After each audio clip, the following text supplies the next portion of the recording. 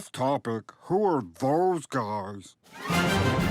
So a while back I made a video about Family Guy clones, where I discussed a bunch of adult animated shows that had a striking resemblance to Seth MacFarlane's creation, whether it be in the designs, art style, writing, or even just Seth himself taking Family Guy and slapping a new coat of paint on it. And wow, okay, I just realized this is the second time I'm starting a video like this. Well, in that video I mentioned two cartoons, Brickleberry and Paradise PD. And I really wasn't expecting the kind of backlash I got for saying that. I thought it was pretty universal that people thought these shows were awful, but instead I got comments like, "How dare you call Brickleberry a clone?" Or I like Brickleberry and the attempt to remake it on Netflix that was Paradise PD. Something about the style of comedy those two shows have I really like. Yo, I like racism. I might check that Border Patrol one out. I don't know how I feel about that soundbite being out there now, but it's whatever if people like them. They must have seen something in it that I just didn't. But that doesn't mean I can't keep talking about them. And talk about them I shall. And why not kill two birds with one stone by discussing the series' somewhat recent crossover episode, aptly titled Paradise PD meets Brickleberry. You really strained yourself coming up with that one, didn't you? Around a year ago I made a video on what I consider to be the worst cartoon crossover ever, being the Family Guy and Simpsons one. Well, I have to go back and change that title to the second worst cartoon crossover? Let's find out. For anyone who doesn't know, Brickleberry was an adult animated comedy created by Roger Black and Wacko Ogwin. It followed a group of park rangers working in the Brickleberry National Park. It was filled with dumb, immature jokes, poor attempts at political satire, and tried, and failed, to offend in any way possible. With these poorly animated comedies being a dime a dozen these days, Brickleberry failed to really take off at all. 3 seasons sounds impressive until you realize those 3 seasons totaled to around 36 episodes. The series was cancelled in 2015, although it was later continued in comic book form with Brickleberry Armageddon. Yes. See, the finale to Brickleberry had like alien cows come down from space and they end up murdering all the main characters. It was like some big political joke about global warming. It was very funny, I assure you. But I think the comic continued on from there and some stuff happens, I'm sure. I'll be damned if I could be bothered to actually pay for it to read. So what were the creators to do now that the project they had been developing from 2003 had been cancelled? So long story short, Paradise PD premiered on Netflix in 2018. It featured the same basic setup, just with cops instead of park rangers, featured the same character archetypes, and featured a lot of the same voice actors. I mean, I appreciate the lack of subtlety. Paradise PD isn't better from their previous work. One of their rules for Brickleberry was making sure there was as little pop culture references as possible, because even they noticed the similarities to Family Guy, and didn't want audiences comparing the two. So for anyone still telling me the shows are nothing alike, I mean, I got the creators on my side, so come at me, I guess. But yeah, for Paradise PD, they should have implemented a similar rule where they tried their best to not just come off as Brickleberry with a blue coat of paint. Get it? Blue. Like a cop. So for some reason, I guess the two creators felt like crossing over Paradise PD with their other show that had been cancelled for almost half a decade at this point. Sure, go for it, do whatever you want. And now we have Paradise PD meets Brickleberry. Unlike their previous show, Paradise PD attempts to follow along a storyline for its season. So this one starts up with the gang trying to find somewhere to hide, after finding out one of the members of their police force had betrayed them. Take a guess at which one they decided to make the bad guy. That's right. The only black guy. But yeah, that's what I was gonna say. So the chief decides to take them to stay with his cousin, who just so happens to be Woody of Brickleberry. But wait, Mark.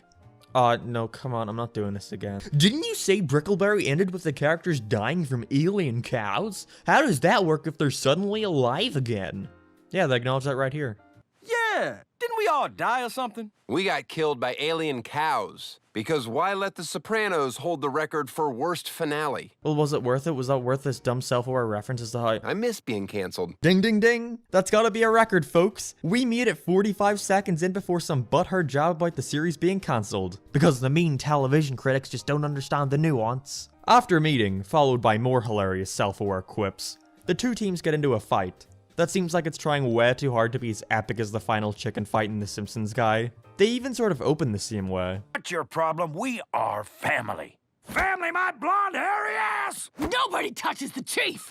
But of course they're trying to accomplish this on a shoestring budget and character rigs not meant for action like this, so it just comes off as really stilted and slow. Never mind that though, as during the fight Woody's Bar Stewie, Woody's Bar Rallo, Woody's Bar Allen, Woody's Bar... We can do this all day if you'd like. Woody's Bar Malloy has gone missing, and because they know they'll be allowed to stay if they help find him, the Paradise PD offer to help with this bear napping escapade. I mean, I guess that's a fine enough setup for what's probably the most unnecessary. Oh, this looks like the most unnecessary crossover ever. Why am I even here? The thing's doing my job for me. I think as a standalone episode this works, but as a crossover it comes off as really bizarre. Not for the reason you'd expect either. One of the best things about animation crossovers is seeing two worlds collide that you thought would never work together. You get to see the different characters interact. It's always fun to see the writers coming up with whatever weird convoluted reason for them meeting up they have. And probably the part I enjoy most is seeing how they'll try to blend together the two animation styles. You know, it feels like an event. But with Brickleberry and Paradise PD, the issue is that the shows are just too similar. It doesn't have any sense of specialness because the shows look the same, the characters are written the same, and they even bloody sound the same. This is a character from Brickleberry called Steve. He's voiced by David Herman. Now here's a character from Paradise PD called Kevin. He's voiced by David Herman. Here's the leader of Brickleberry, Woody, voiced by the legend Tom Kenny. Now here's the leader of Paradise PD, Randall. He's voiced by the legend Tom Kenny. Do you see where I'm going with this? You are dead to me. I never wanted to hear that stupid, annoying voice of yours again. The characters all just blend together. There are times while watching this where I'll quickly get mixed up as to which character originated from which show. And I mean, that's fine, there's nothing wrong with that. But it makes me wonder what the point in this even was. Was anybody really that happy to see the Brickleberry characters return? Because if you missed him so much, you could just turn on Paradise PD and see the recolors of him. The episode focuses way more on the comedy rather than the crossover aspect. I mean, they'd need to find something else to do when the crossover part of this crossover just consists of going, haha, you are cancelled and I am not. Whoa, aren't you similar to me? Yeah, You can expect a lot of these types of jokes. It's too self-aware for its own good. It gives me real Drawn Together the movie flashbacks, with how desperate that was to remind you how annoyed they were about their first show getting cancelled. Look! Make a point land! Where? I can't see it. It's right over there. Between why you so bitter about being canceled land, and you had 3 or 4 seasons you should be happy with what you got. Most shows don't even get that land. The comedy is really where this crossover feels though. Again, the two shows are so similar, so it just comes off as nothing you haven't seen on either of the shows. It mostly features the two teams going to different secondary characters from the Brickleberry world, but these scenes consist of nothing but awful jokes that are trying way too hard to be offensive. What did you do, Woody? I said E.T. for Atari is the best game ever made. You really set him off. Aw yeah, we got references to E.T. on Atari and Dragon Ball Z. That's how you know this was made by real gamers. I wonder how happy Nintendo would be to see their brand being presented on this show. The episode tries to have a heart by explaining the backstory to Woody and Randall, with how his mother was abusive and the reason they hate each other is because Randall was selfish and wouldn't accept him into their family, but it doesn't really contribute anything to the actual plot, except for giving some dumb reasoning as to why Woody cares so much about this bear. I mean, the fact that they spent 3 seasons together was probably a good enough reason, but whatever. In the end, this crossover really failed at being, well, a crossover. I would still say The Simpsons guy is worse, because it attempts to mesh together two shows that's writing styles just don't go together. But this episode has the opposite issue. There's no sense of epicness to this event, because there's nothing special or unique about either of these shows. When I was a kid, I always wished that when Jimmy Neutron got cancelled, the characters from that show got transferred over to the Fairly OddParents universe, and made regular appearances in that cartoon, since they worked so well off each other in the crossover events. And I think a similar thing should have been done here. Paradise PD has been renewed for its 3rd season, so what's the harm in just combining the shows permanently? I can't imagine Comedy Central are that protective of this show. Like, does anyone even remember it besides me? Oh, Family Guy in the Woods? That's what I'm saying! I swear to God, I better not get any more comments on that video about Brickleberry not being a clone. Now everybody knows Pac-Man, right? He's undoubtedly one of the most iconic characters in all of gaming. Heck, one of the most iconic characters of all time. In terms of character design, he's as simple as you can get. Pizza with a slice taken out. And while later iterations of the Man of Pac added more and more details such as his Pac-Man world design, they still kept his simpleness intact. It's unsurprising that they made a lot of media starring Pac-Man, including the 1982 television series Pac-Man. That's it, that's the title. This is a wrench. It's a stone, Luigi. You didn't make it. Now you may be thinking, how do you take such a basic concept like a ball collecting dots in a maze while avoiding ghosts and turn it into a TV show? Well, you don't, but that didn't stop them from trying. Twice. Oh man, I'm a meme! Despite being such a popular character, in the mid to late 2000s, Pac-Man kinda disappeared from mainstream media, aside from a few random handheld spin-off games. He was still a popular character, but like Mickey Mouse, Namco more so used him as a mascot rather than making standalone media starring him. But in the 2010s, we got a reimagining of a classic gaming franchise that had long lost relevancy, in an attempt to reach out to a wider market, focusing on kids. They gave the characters a slight redesign, and dropped them into a new world with different characters and lore, and was released alongside a TV show and video game that released for Wii U. It was called Sonic Boom. I'm joking of course, but the similarities between these two are bizarre. Just what am I talking about? Pac-Man and the Ghostly Adventures. Released in 2013, this was Namco's attempt at reinventing the Pac-Man franchise for a new generation. It failed miserably. Today I'll be looking at the main focus of the franchise, the TV series, to see just why this new endeavour with such a massive marketing campaign behind it failed so badly. The show stars the usual Pac-Man characters we all know and love. The classic ghosts Inky, Blinky, Pinky and Clyde, with our main man Pac-Man. Along with them we've got some brand new characters like Cylindria and Spiralton and Circumference. Get it? Like a circle. They all live in Pacopolis, a city in Pac-World, with their Pac pets, eat their Pac food, drink their Pac drinks, go to Pac schools, pack their Pac. Alongside the regular world there is the Nether Realm, which Pac-Man accidentally opens a portal to in the first episode. This unleashes the ghosts upon their world, ruled by Betrayus, the president of Pacopolis' dead brother. Because of this, the president allows Pac-Man to access their power pellets, which allows him to utilise different powers to help him meet the ghosts. And definitely wasn't added for more toy opportunities, after they realised there are barely any marketable Pac-Man characters. To be fair, on paper this sounds like a decent attempt at fleshing out the Pac-Man universe for a TV show, but in execution, well, let's start at the story. Like I mentioned before, each episode revolves around the daily activities of Pac-Man and his friends, going to school and saving the world from the ghosts that come through a portal within a maze. Now, despite the introduction being a two-parter with a relatively serious story, after that it goes for a more episodic approach, and gets a lot more lighthearted, with silly little adventures starring Pac-Man and gang, like dealing with Pac-Intine's Day, into Pac-Dint's Day, and...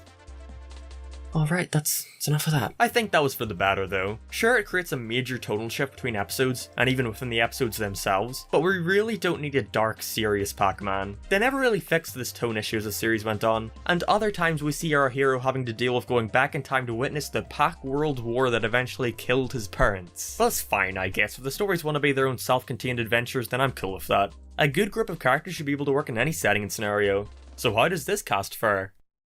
Not well.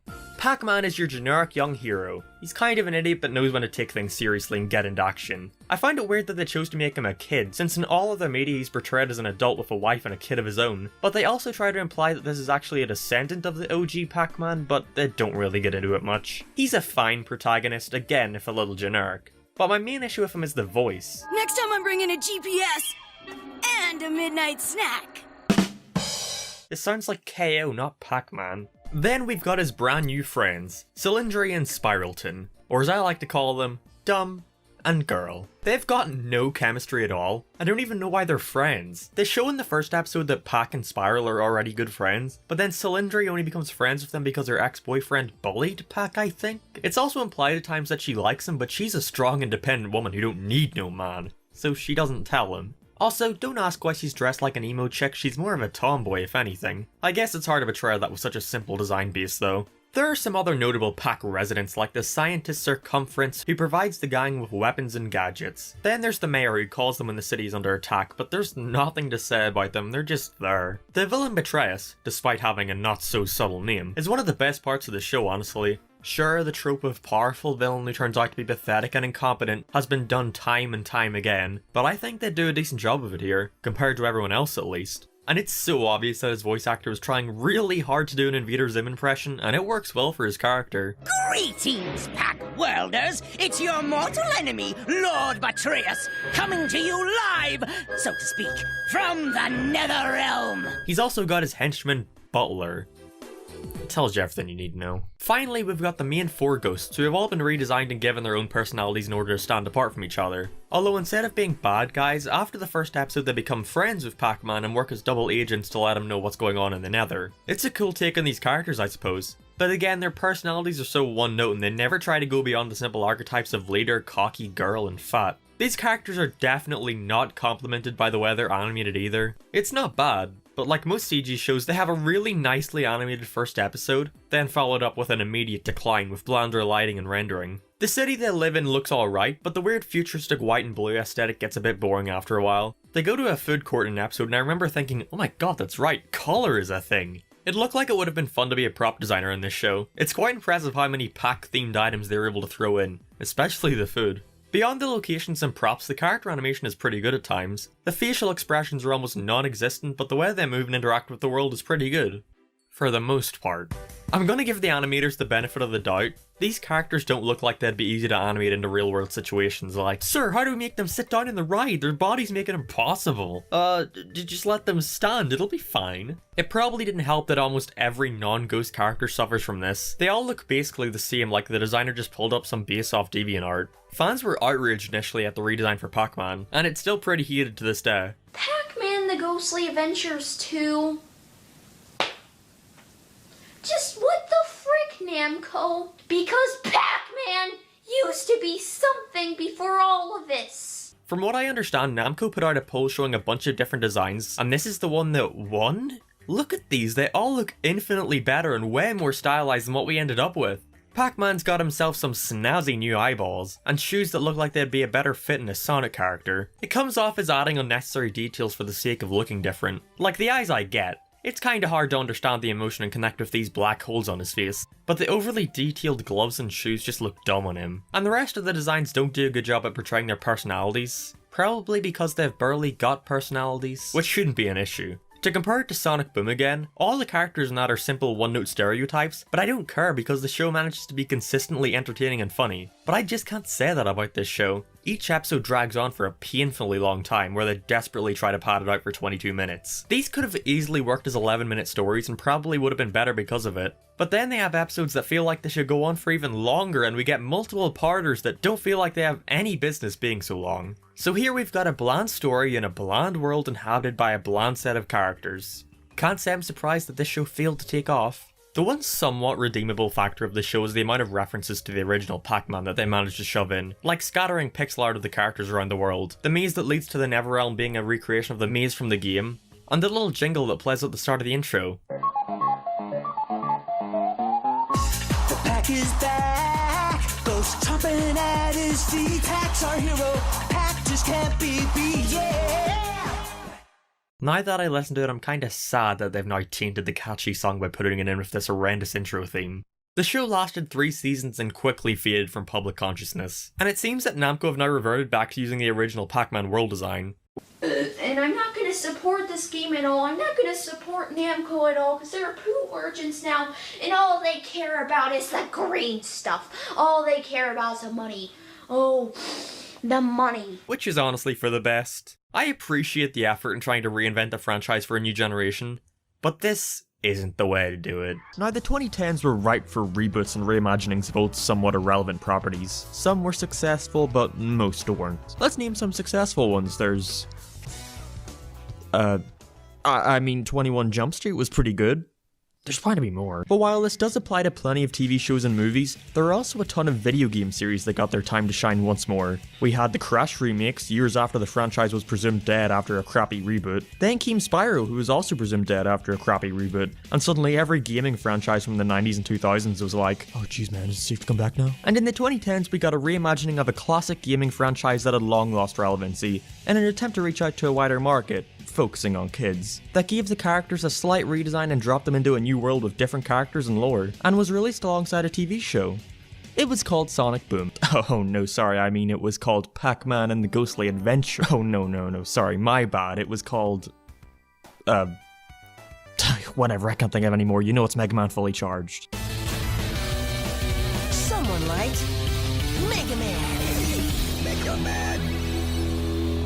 I know I said this in my Ghostly Adventures video, but why was this trend in particular so popular in the 2010s? I get that reworking how characters look can lead to a lot more eyes seeing your product, you know, it makes for a way more interesting Kotaku title. But most of the time this intrigue is short-lived when the hardcore fans realize that things were changed just enough to annoy them, and now nobody wants to give your show a chance. And of course this happened with the Blue Bomber. After years of a dry new Mega Man content that wasn't Smash Bros, fans were finally getting their first look at something brand new, and it's... this. Yeah, I can't blame them. I initially thought Capcom did this as a reaction to the spike in interest Mega Man was getting from the success of the Mighty No. 9 Kickstarter. Remember this thing and how it was going to be this massive, amazing continuation of the Mega Man legacy? Considering it had a planned CGI TV show too made me feel Capcom wanted to try beat them to the punch, meaning this is more of a rush job than anything. But it turns out to just be a coincidence. The show was part of Capcom's broader roadmap to further expand the franchise to new audiences, which involved games, which eventually became Mega Man 11, a live-action movie, and the topic of today's video, Mega Man Fully Charged. Like I mentioned before, right off the bat this show was not seen in a very positive light, when all we knew about it was this single image of the titular character's redesign. It just screams someone taking a perfectly simple cartoon and trying to westernize it with so many unnecessary details. But I don't think it's fair to judge the show just based off that. It stars Aika Light. Akai? Just your regular robot boy living his best life in Silicon City, where robots and humans coexist in peace. He lives with his dad, Dr. Light, and human sister Suna, but little does his father know that by day he might be a normal old schoolboy who is also a robot, but by night he turns into the protector and hero of Silicon City, Mega Man. Until it's revealed that his dad knew the whole time.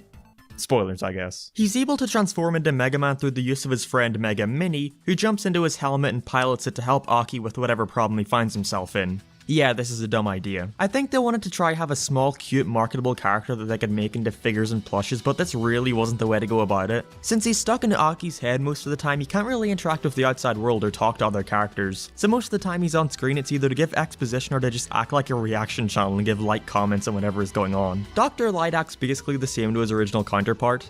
At least from what I could tell, I don't know all the ins and outs of the Mega Man lore. He's still a scientist and the one who built Mega Man. The only thing I think they changed was how in the games he built the Robot Masters, or at least some of them. But in this show, he's just a supporter for the relations between humans and robots. I don't get why they decided to make Suna, a full-on human, but it doesn't really come up much to matter. She knows about Aki's double life and helps him out on missions occasionally, with her being the brains and using gadgets to help out. I actually kind of prefer this to Roll, at least how she was in the 80s cartoon with her signature weapon, a vacuum cleaner.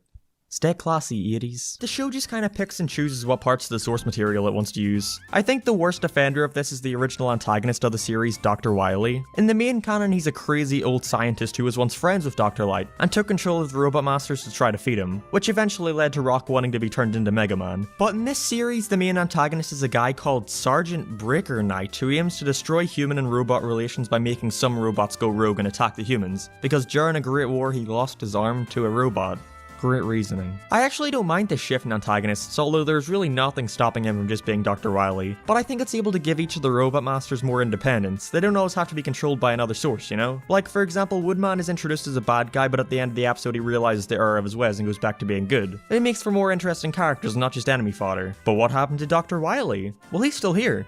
In spirit. Now instead of being a maniacal, crazed elderly man bent on world domination, he's now just a little ginger boy who's best friends with Mega Man. Awful. I'm gonna be saying this for a lot of this show, but literally nobody would have cared about this character if he didn't have any connection to the source material. Again, it's weird how this show just kind of picks and chooses whatever it wants to take. Saying that though, it can be cool to see how they interpret different parts of the original. Like Mega Man still has the ability to copy powers of whatever opponent he's facing, but in this show he also ends up copying their emotions. When this was first introduced, I thought it was just a lame idea for an episode with a predictable moral, but was surprised to see it actually come up again and again throughout the series. And at first Rush is just Aki's robot dog, but after a while gets upgraded to be closer to the Rush we see in the games. Yeah, this show actually has continuity. Other than the multi-parters, it never really tries to tell one continuous story, but stuff carries over in the sense that in one episode Mega Man could absorb, let's say, Fireman's ability and get really angry as a result. Then a dozen episodes later he wants to use it again and Mega Mini is like, yo, maybe you shouldn't, last time you kinda turned into a douche. And because he starts off being fairly new to the whole hero thing, it's actually quite fun to see him grow and become more powerful over the course of the season, or by finally being able to take on foes who defeated him previously. And it's not just Aki that gets stronger as the show goes on, it's also the writing. When it initially aired, I tried out a few episodes and dropped it just as quick as Cartoon Network from the schedule. It was boring, unfunny, Mega Mini was really annoying, and it just wasn't something worth watching. And I started this video thinking it would be basically that for an entire season, but surprisingly it got a lot better. I think it succeeds at being an action show way more than being a slice of life comedy comedy. Like, I get they want to show that Aki struggles to balance the best of both worlds. But whenever it turns into solely an action show, I'm not gonna lie, it gets kinda good. I know a lot of people were initially turned off by the art style, and I was right there too, but it definitely grew on me over the course of the show. It was originally supposed to be animated in 2D, as we can see in this film Roman demo reel, but I don't really mind the switch to CGI. I like how all the robots have this almost cel-shaded effect to make them look glossier compared to the humans, and the actual animation is really good by TV standards. It's also got some really great pixel animation moments with references to the games, and the music integrates a lot of chiptune with themes from the original.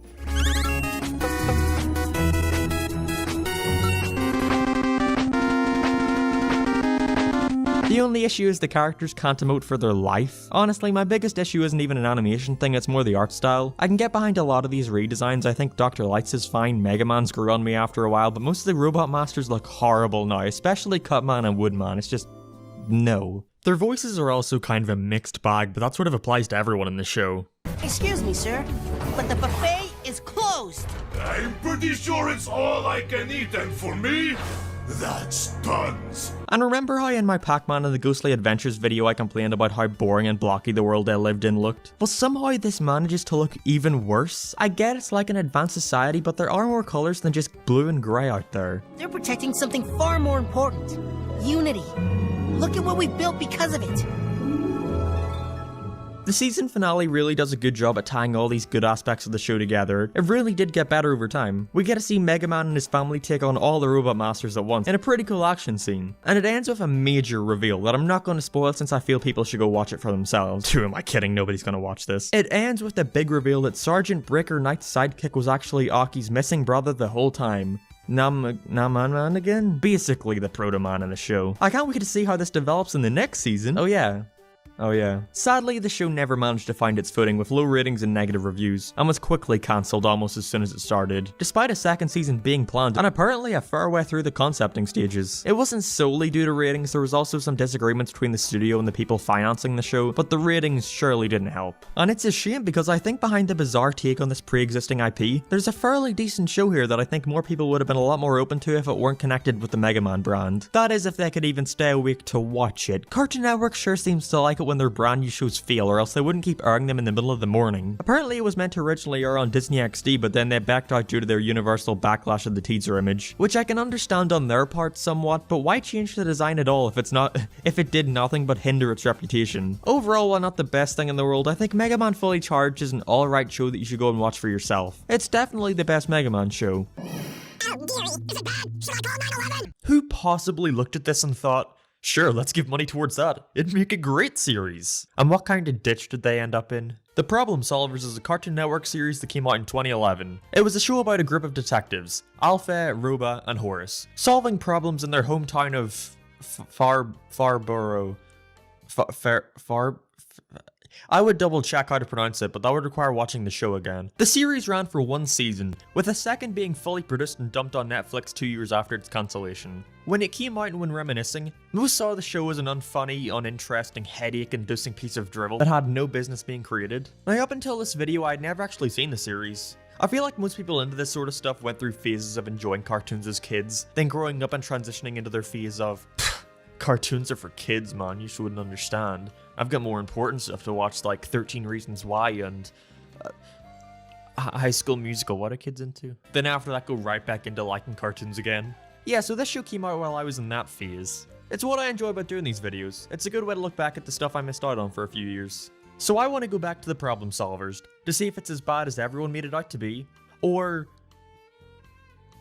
No, yeah, that's about it. Just why was this show so hated? Well, I feel like it's fairly obvious, but for the sake of pacing, let's start from the beginning. The Problem Solvers was created by Ben Jones, who has designed the characters for the show as far back as primary school. In 2000, he collaborated with a few others to form Paper Rad, an art collective known for comics, video art, designs, and a bunch of other stuff. Ben's work had a very distinct style, what was known as Dogma 99. The rules involved in this style included no tablet, no scanning, pure RGB colors only, fake tweening, and as many alpha tricks as possible. They took heavy influence from pop and punk art, and adapted that to their style of bright fluorescent color schemes, trying to make an almost lo-fi look. I live and breathe and love this stuff, but you have to be very careful because it's very potent.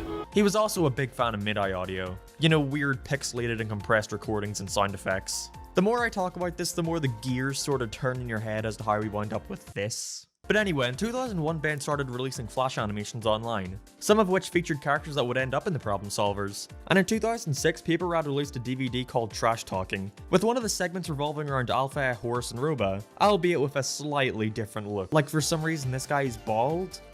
I'm calling him this guy because I genuinely forgot what his name was. After befriending an executive producer at Adult Swim, Ben was given the chance to make a pilot for them, with the result being Neon Gnome. Gnome spelled with a K though, I guess it's like coolerized. When I was a kid, I found a small fur creature in a sewer thing. It grew up with me and my twin brother, Roba. His name's Alfie. It was a fairly standard short. I actually didn't think it was half bad. It featured the characters trying to get rid of a giant rollerblade on their lawn before the landlord got home. The visuals are a little more muted than the final series. That's a good thing.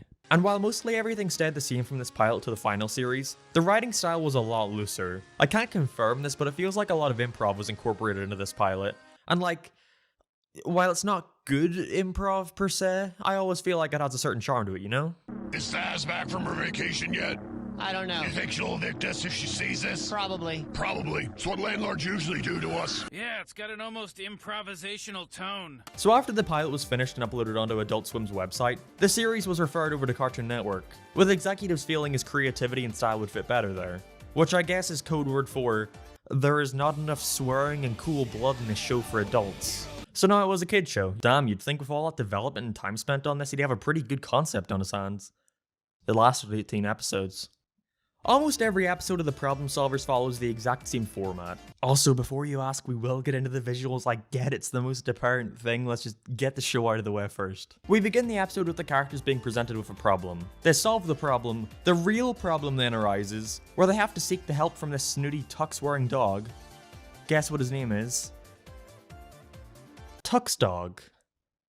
Can you guess that this is the one Ben came up with in primary school? I get that they don't want every episode to be as simple as, here's our goal, okay, we achieved it, the end. But having a twist every single time sort of defeats the point in having a twist. The writing is now just your generic standard kid show fare. Gone is the oddly charming improv style humor of the pilot, and instead the show is just the most generic thing out there. Like, I wouldn't call it bad, but it's not anything special. Horace is your average straight man. His creepy old man sweater and crappy haircut would imply that he's like a homeless guy who belongs in the background shot of some alleyway, but for some reason he's our main character. Next to him we've got his twin brother Roba.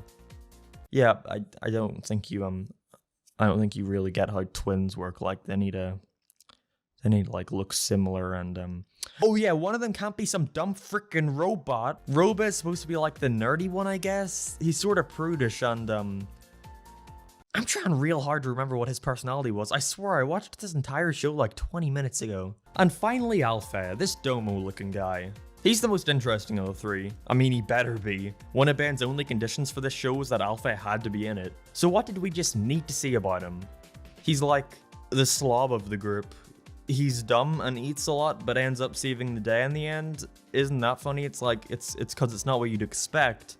Except it happens every episode, so it's exactly what you'd expect. I want to just go back to talking about the history. That was way more interesting than the actual show. Anyway, there's only really one consistently used side character, and again, that's Tux Dog. I don't really know who he is. He's not the mayor. He's also not like the manager of the Problem Solvers. Or at least he might not be. I don't remember them ever saying that. But really, he's just there for exposition. So whenever there's something going on in the plot and the writers just want the episode to end along with their lives, they just have them all go up to Tux Dog for help. I actually like his voice a lot. It's done by John DiMaggio, who also voices literally every single secondary character. Greetings, Problem Solvers. I'd offer you some sorbet, but I'm afraid it'd be wasted on you. I'm so glad I found you, Problem Solvers! He even narrates the intro. This is the story of three such heroes. Alfei, Roba, Horace, the Problem Solvers. What time is it? Time for you to shut up! So yeah, the show itself, it's not bad. It's not good, but it's not bad. Wait, not bad? People have been ranting and raving about this show for years and all you have to say about it is it's not bad? Well yeah, I mean it's just sort of a harmless kid show. Although I don't blame people for not being able to see that behind these god-awful visuals. You know the part of every single YouTube review where the guy says, this thing was so bad it was painful to watch. Yeah, okay, that, but But like literally. The visuals for each episode were actually produced within a few weeks, compared to the usual months or even years of most other shows. This is because every aspect except for writing was produced within Flash, which made the process a lot faster. That's supposed to be like impressive, but I feel like this only works if the end product looks good. So everything I do, every single thing, is all just a creation of one computer program called Flash. I kind of use that as my sketchbook, and I was creating these ladder shapes in the program as much as I do the videos or paintings all start in this very program. Alright, let's address the elephant in the room. Come on, man. I'm not hurting anybody. No, not you. Every background in this show uses like all the colors. And they really love bright neon blues, reds, and yellows. But they still gotta have some sort of contrast, so it means making the main characters more muted browns, reds, and blues, but as a result the backgrounds become way more interesting to look at. When a character isn't talking, they stand completely still with no expression, but the backgrounds are filled with flashing colors and moving pixel art, so I don't even register what the characters are saying half the time as my attention is slowly veered towards the random background elements. And it's a shame because at times where I think there are nice moments of character interaction, I immediately forget about it to focus on whatever is happening behind them. A girl can be better than a drum set. What? You sick man. And these background characters, what happened here? I guess someone else realized that having characters consisting of dull muted colors wouldn't be interesting, so instead they just started coloring them the exact same as the background. So here we have a blue, red, and yellow character standing against a blue, red, and yellow background. Yeah, no, that looks fine. Oh look, a floating giant check. I don't see anyone holding that, what? There are people out there who actually really loved these stylized and surreal visuals. And while there are things I somewhat enjoy, like the incorporation of pixel art, I think the scenes that have an isometric view do a really good job at replicating that old school video game vibe. But again, I can hardly pay attention to it because there's too much. There's just too much. I don't know what else to say. Yeah, who was snuggling with me in the TV room last night? Who did I go skinny dipping with at the lake? Who did I just lend $100 to?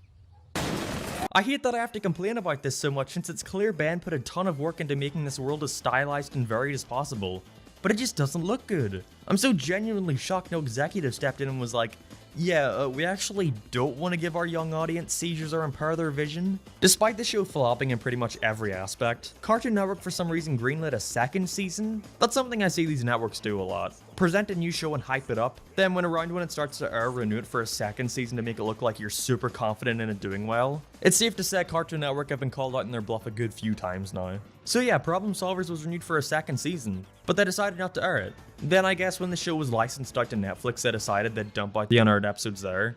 So did season 2 fix any issues?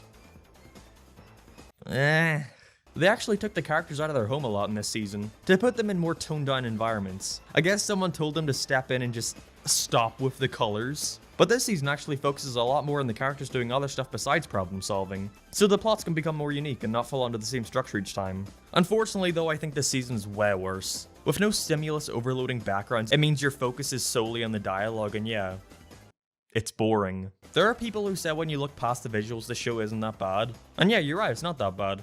But I'd rather a Trainwreck than something that puts me to sleep. So why was the Problem Solver so hated? Probably because it wasn't very good.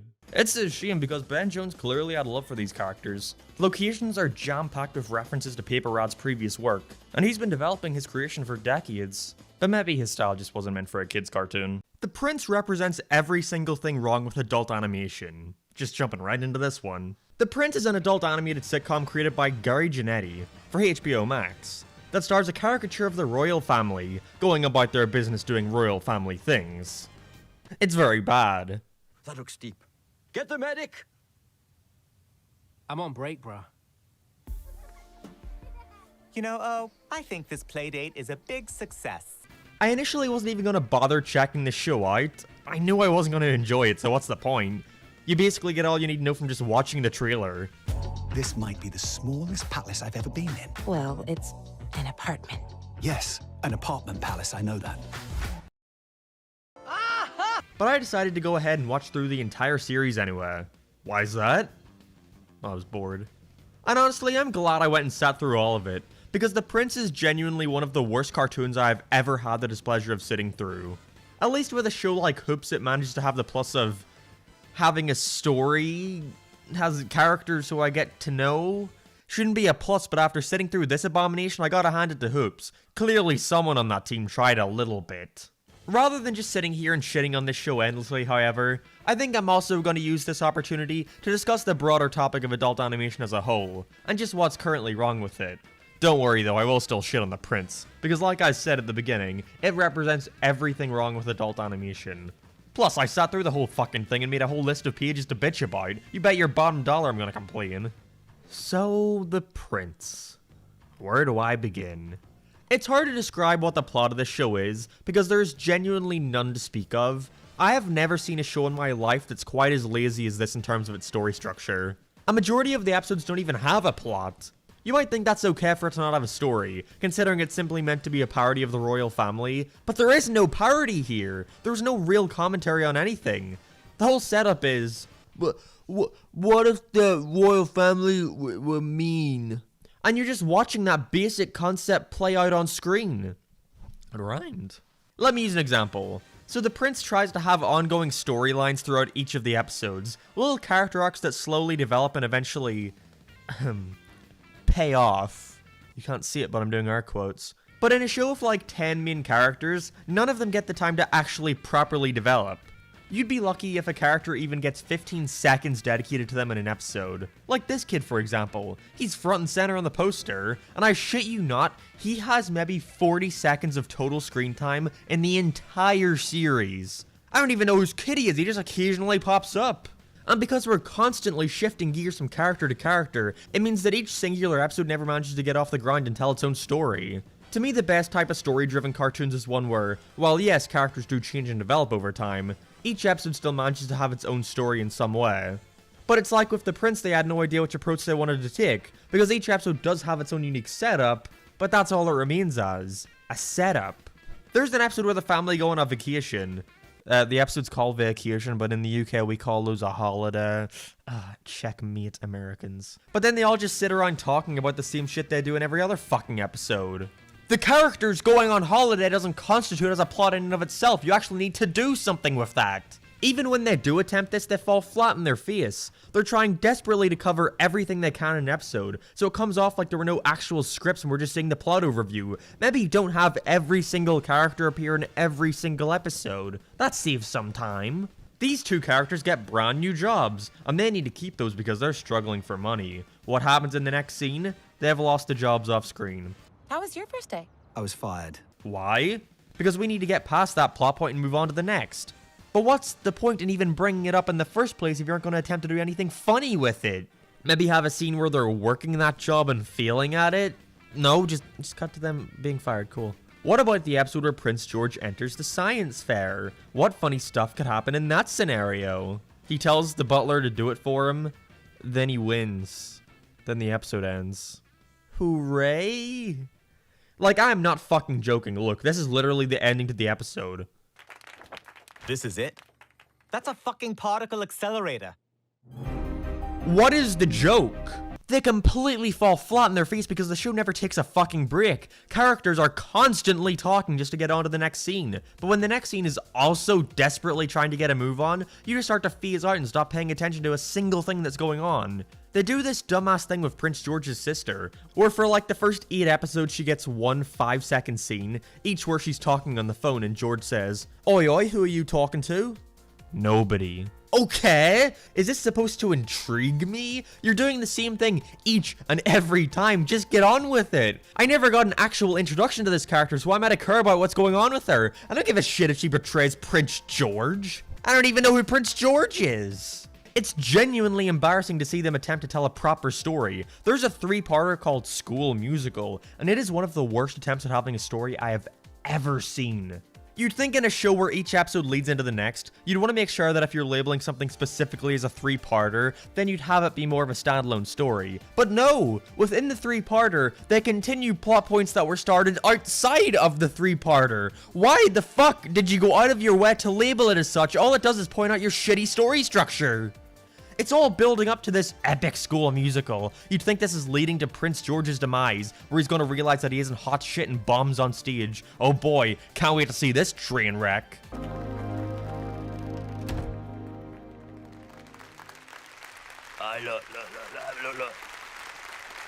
Why in a 3-parter called School Musical would you completely skip past the school musical that you have been building up for 3 fucking episodes? What was the point in any of this if it serves no consequences?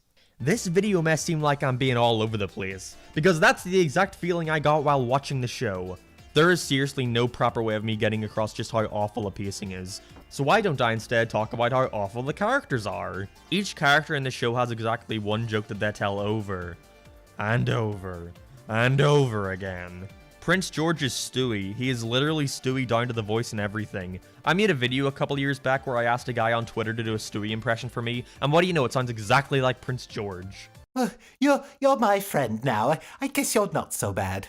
Gan, you look so beautiful today. I don't know why they didn't cast Angelina Jolie to play you in The Crown. I don't know why they couldn't simply just get British people to write and voice act in this show, because it comes off as so try-hard in replicating British dialogue. Americans cannot write British humor, plain and simple. And the creator of this show, who voices Prince George, isn't capable of doing a British accent. Just listen to the way he pronounces his O's and A's. You can hear the American trying to crawl out of him. It's painful to listen to. Olivia Rogers. Rogers. Anyways, yeah. Every character in this show repeats the same joke for 12 episodes straight. Every episode has the exact same setups and punchlines. Characters are all sitting around the table eating. Prince Charles says something to the Queen. She scolds him. He yells at his wife in response. Close-up shot of him apologizing to his wife. They tell that same joke like 5 times. But you know what? I can at the very least acknowledge these were indeed jokes. Half the time they don't even do that. Oh, shut up. You shut up. Yeah, you look amazing today, Grandpa. What do you mean? What are you adding on to? You're finishing the sentence from like a minute ago. Why did you feel the need to finish it? It's not an addition to the joke. I just don't see the appeal anymore in a show where every character is just an asshole 24/7. Why am I to root for any of these people? It ends on this big cliffhanger where they're about to get poisoned, but I don't care if they're poisoned. I do not give a fucking shit. At least in other shows where there's a ton of assholes, they get their comeuppance every now and then to balance it out. But here it's just 12 episodes of rich assholes being rich assholes. Coincidentally, the only characters in this show I actually liked were the royal family's servants, the gay couple especially.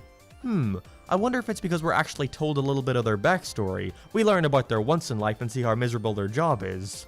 I wonder. The best episode of this show by far is the one where Prince George's butler gets a day off, and we just see him going about his everyday life. Not only do we finally get to see a bit more of this world outside the palace, but we also get to follow a character who isn't a massive couldn't have it all be good though. We still have George interrupting every single scene to tell some shitty joke. The comedy is some of the most confusing shit I've ever seen in a cartoon. Half the time I can't even tell if they're attempting to tell jokes. A majority of them just fall under saying a celebrity name or TV show. Huh, neat. Demi Lovato is non-binary. Good for them. Oh look, you got it open. What is the joke? It just interrupts the scene for that. All right, you can go. You just hit me with your hat. Hello? Joke, are you there? We all need time off. How's Paddington 2? Excellent. Alright, that one was okay. I've been thinking maybe it's time to step down and let Charles ascend the throne. What do you think? Well? Big Bang Theory! Yeah, we're moving on. I feel like it's fairly self-explanatory just why the animation of this show looks so bad, but I figured I'd go over it anyways, because it leads into the next point about the studio who animated the show. It looks like the Mr. Bean cartoon. For my first positive of the video, I do have to give credit where it's due. Most of the backgrounds here are pretty frickin' nice. Especially the ones outside. The interior ones are just alright. Good thing that's where a majority of the show takes place. But if you're wondering why the prince looks the exact same as Paradise PD and Brickleberry, well, it's because it was animated by the same studio, Bento Box. Now, I am of the belief that rigged shows can look amazing, even better than a lot of frame-by-frame ones by television standards. It all depends on how you use it. Just look at shows like Hilda, The Lighthouse, or anything done by Mercury, really. The issue a lot of these adult shows have is that it's all just really slow and stiff. There's no secondary animation to speak of. Characters take forever to get from one position to another, which gives it this awful tweened look that could easily be disguised by simply making the movements faster. Use less in-betweens. I love the look of shows like The Lighthouse, because the posing is so strong, matched with really quick movements, it gives everything such an impact. But in The Prince, all the characters just stand around completely still, waiting for their next cue. Everything and everyone is just so lifeless. Since most of the characters spend entire scenes either sitting down or standing, I don't even feel as if it's necessary to look at the screen half the time. And why is that? Do the animators just not care? Jeez, animators, get it together. Well, that would be the scapegoat answer, wouldn't it? But the problem actually lies much deeper. Working on adult animation is awful. From what I've heard at least, I have no experience in it. But from what I've heard around the grapevine, along with people who worked on The Prince giving their own anecdotes about how hard it was working on the show, it really just comes down to this. They gotta produce a lot of work in a very short time frame, and if they're unable to produce that work, then they're fired. This sadly seems to be pretty common nowadays. But it's why I don't blame any of the animators for why these shows look the way they do. Not only are you in constant fear of being let off, not only do you have to animate a ton of shit with extremely strict deadlines, but you also aren't even paid very well for all the time you're putting in. Isn't the world of animation wonderful, kids? So yeah, that's what annoys me more than anything actually in the show itself. Treat your animators with some fucking respect, bro. There's a reason why all these dog shit shows only manage to last 1 or 2 seasons, and it's because they're not being handled with the care or respect to make them any good. And it doesn't seem like the industry is changing anytime soon, with that new Chicago party ant show coming out that blocks everyone on Twitter who makes fun of it. What is the main issue currently with adult animation? Well, I've asked around to get opinions from everyone I could, and it seems to be the issue that plagues all of animation if you ask me. There's gotta be some sort of mandate out there for some reason that requires every single adult cartoon to be a comedy. It's not a problem for me, I love comedies, but variety is the spice of life, and sometimes it'd be cool to see more actions or dramas or whatever. Even shows I would consider good are brought down by this requirement. I enjoyed BoJack Horseman a ton, but that show never once managed to make me laugh. I cringed at more of the humor. F is for Family is one of my favorite adult cartoons period, because of its realistic portrayal of a nuclear family. You really begin to care about characters like Frank, because he's constantly trying to fulfill society's expectations of being a man by attempting to provide for his family. But that show has some of the worst humor I have ever seen. It is terrible. It's something I mentioned in my Hoops video, but so many adult cartoons these days are made by random comedians with no experience with animation, and not actual creators who have a vision. Meaning that platforms probably demanded that they replicate the style of what's popular at the time, which is why we get so many Family Guy and Rick and Morty ripoffs. And because the comedian doesn't really care much about animation, they just go with it. But those shows didn't get popular from copying someone else. Okay, well there's a case to be made about Family Guy. But that series got more popular when it started to stray away from being like The Simpsons and embraced its wackier humor. But yeah, that's all that really needs to be said. Just let creators make what they want to make. That's how you'll get your next South Park or Rick and Morty. So yeah, The Prince sucks and you shouldn't watch it. Now if you'll excuse me, I have to go and make my daily prayer to God to thank him for the fact that I'm not British. There is nothing more polarizing than seeing a Netflix original logo on a show or movie. This can either mean one of two things. It's really, really good, or it is really, really bad. And sadly, it's more often than not the latter. There's a reason Netflix is mostly associated with terrible, cringy high school dramas, because they're bad, and there is a lot of them. Although when it comes to animation, Netflix has been fairly consistent with keeping up to a high standard. Surprisingly, especially in regards to adult animation. It's usually the opposite nowadays with shows like Brickleberry, Mr. Pickles, and Duncanville. Let's design your pizza. Ham and cheese. Guaranteed in 30. Pepperoni, please. For the record, I've never seen a single episode of Duncanville. I just really wanted an excuse to show that really dumb pizza clip. I mean, we've got BoJack Horseman, F is for Family, The Midnight Gospel. These are shows I'd recommend to almost anybody. You know, and then we've also got cartoons like Paradise PD and Big Mouth. Yes, sadly, when Netflix screws up, they really screw up. As not only are they home of some of the best adult animated cartoons out there, but also home to some of the worst. And this brings us to where we are today. Hoops. The brand new comedy about a hot-headed, foul-mouthed high school basketball coach who thinks turning around his god-awful team will take him into the big leagues and turn his miserable life around. This show was created by Ben Hoffman, and if there's 3 things Ben likes, it's comedy, sports, and music. And when pitching to Netflix, they said no, you can only have 2. Now, the reveal trailer for Hoops was met with a collective meh. Most brushed it off as another dumb adult comedy about a nihilistic man being terrible for 22 minutes, as it's become quite the trend in recent times. And a lot of complaints were especially directed towards the show's art style, basically saying it's if Rick and Morty and Bob's Burgers had a baby. And I want to be able to say I was an outlier in this and was completely on board and believed this show would be great, but no, yeah, it looked like trash. But something that caught my eye about Hoops was the executive producers, none other than Phil Lord and Chris Miller, the guys behind the Jump Street movies, Lego Movie, Clone High, Spider-Verse, Happiness, Sunshine and Rainbows, basically anything that brings people any modicum of joy. I'm sure these guys had some involvement in it. And they seemed pretty passionate about helping Ben bring his vision to life, and even had some fairly massive influence on major aspects of the show. So surely it couldn't be that bad. Right? Right? But let me get on with the video, you know, I can't just give my conclusion in the opening, you know, you're really impatient sometimes, and I gotta say, you know, it hurts. Anyways, with its so far one season consisting of 10 episodes, does Hoops manage to join the Netflix big leagues with regular words but a horse guy and his peers? Or does it go right down Netflix's big mouth? I don't know. Hoops stars Coach Ben Hopkins. He's the school basketball coach with his team consisting of a group of dorks. See, I know they're dorks because they wear glasses and are fat. And because we've got to complete the set somehow, we've also got our token gay and token black characters here too. But I hope you don't grow too attached to these kids, as I was surprised to find out this show spends just as much, if not more time on the everyday life of Ben and the hijinks he gets up to.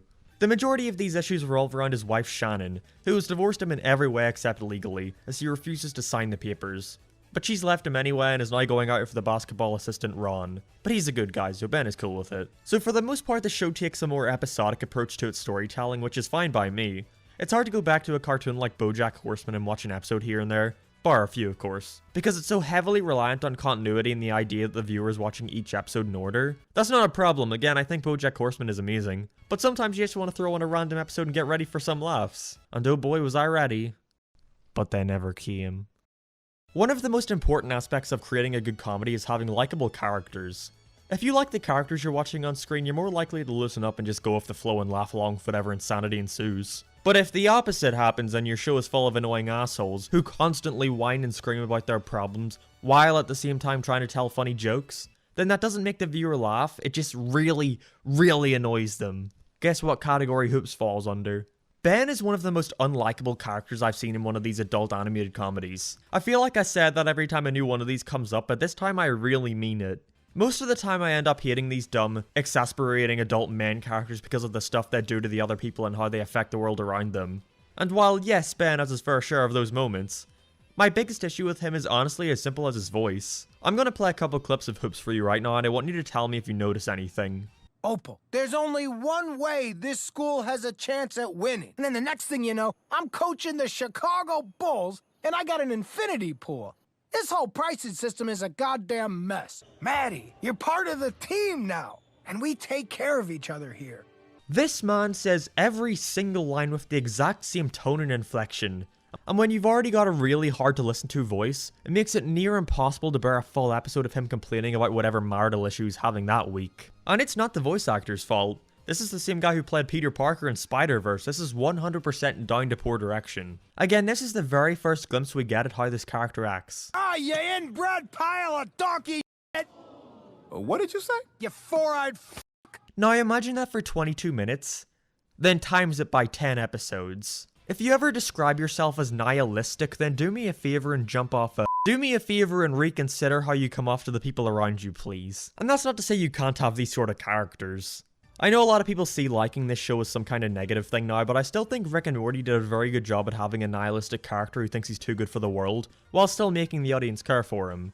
I don't know, maybe it's because there are a lot more moments in that cartoon that try to humanize Rick. But the only times that's ever done in Hoops somehow ends up making him look a million times more pathetic and hateable. Not to mention it really takes you out of it when scenes and jokes are followed up by this really unfitting country guitar sting.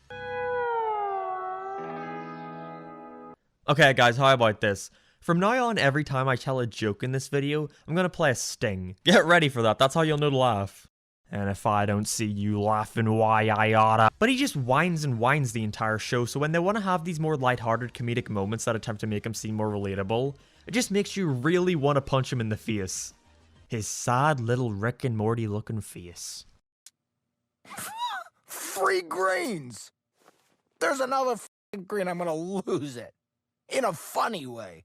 So yeah, I think it's obvious this show has taken a few cues in its art direction from other more popular cartoons currently airing, more specifically Rick and Morty, and I think that was 100% intentional. Plus, Ben Hoffman originally wanted the show to be live action, until Lord Miller stepped in and warned him that nobody would pick it up if it weren't animated. And he went on board with it despite having no knowledge about the medium.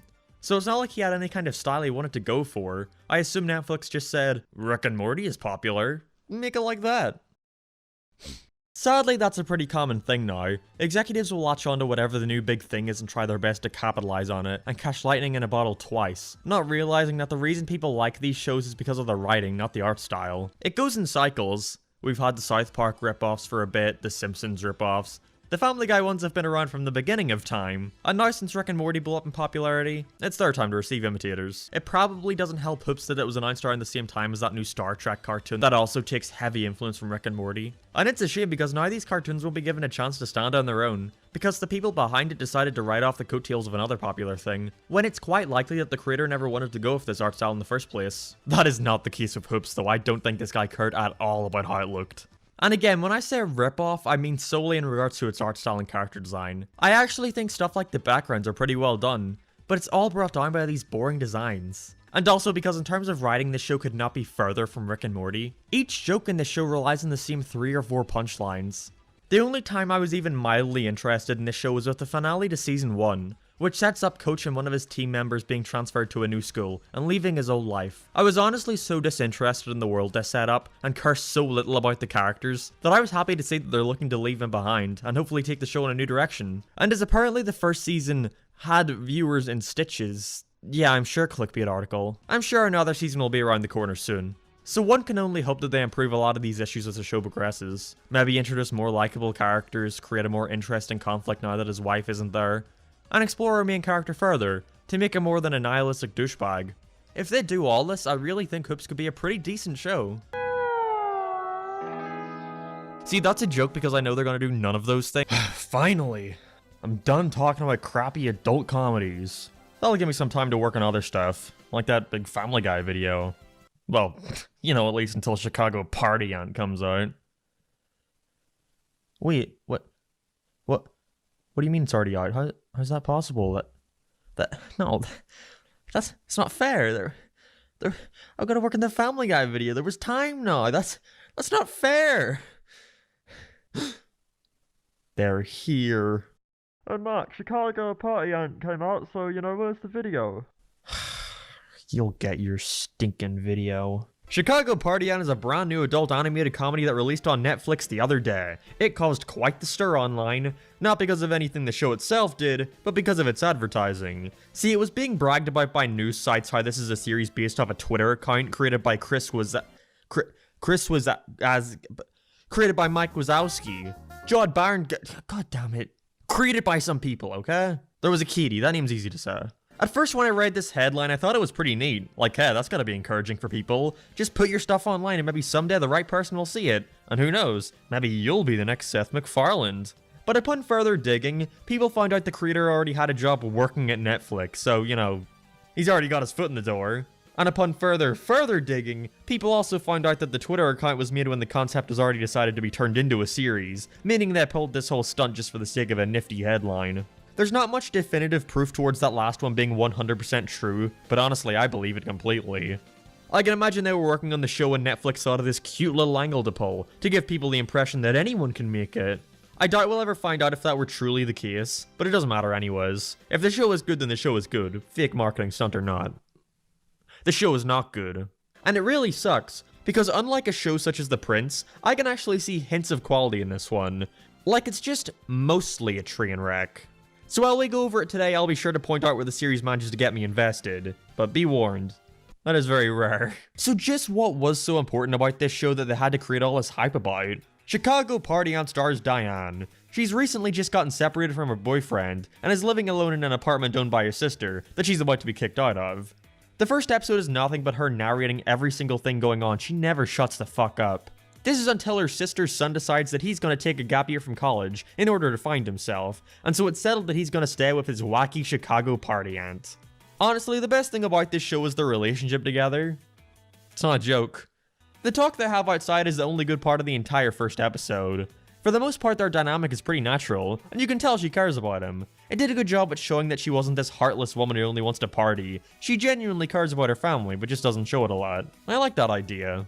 I just wish it were at all explored in the next 7 episodes. I gotta say, Diane was not as irritating as I thought she would be, however. The first episode really did not do a good job at introducing her, because she is nowhere near as annoying throughout the rest of the series. Honestly, this cast of characters overall aren't terrible in the slightest.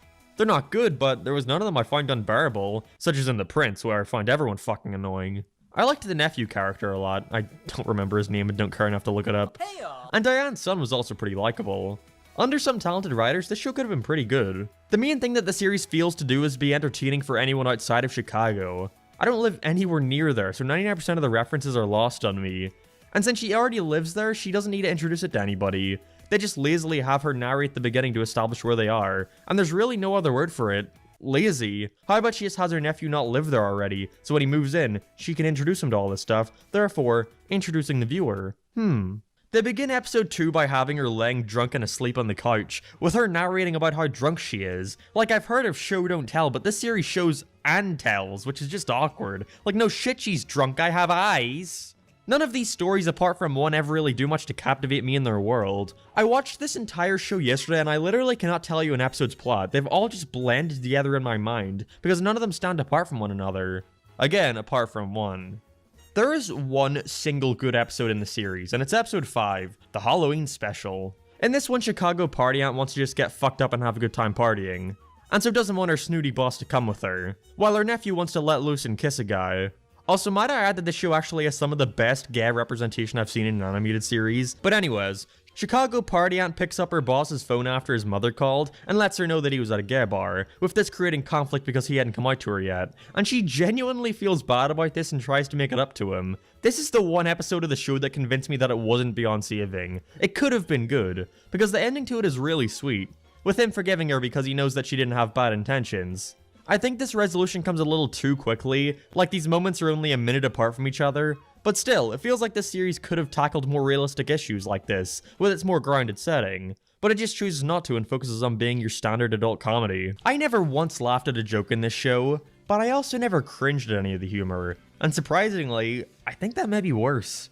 Because it means that for the entire 3 hours of sitting through this, I remained completely stone-faced and was begging for the pain to end.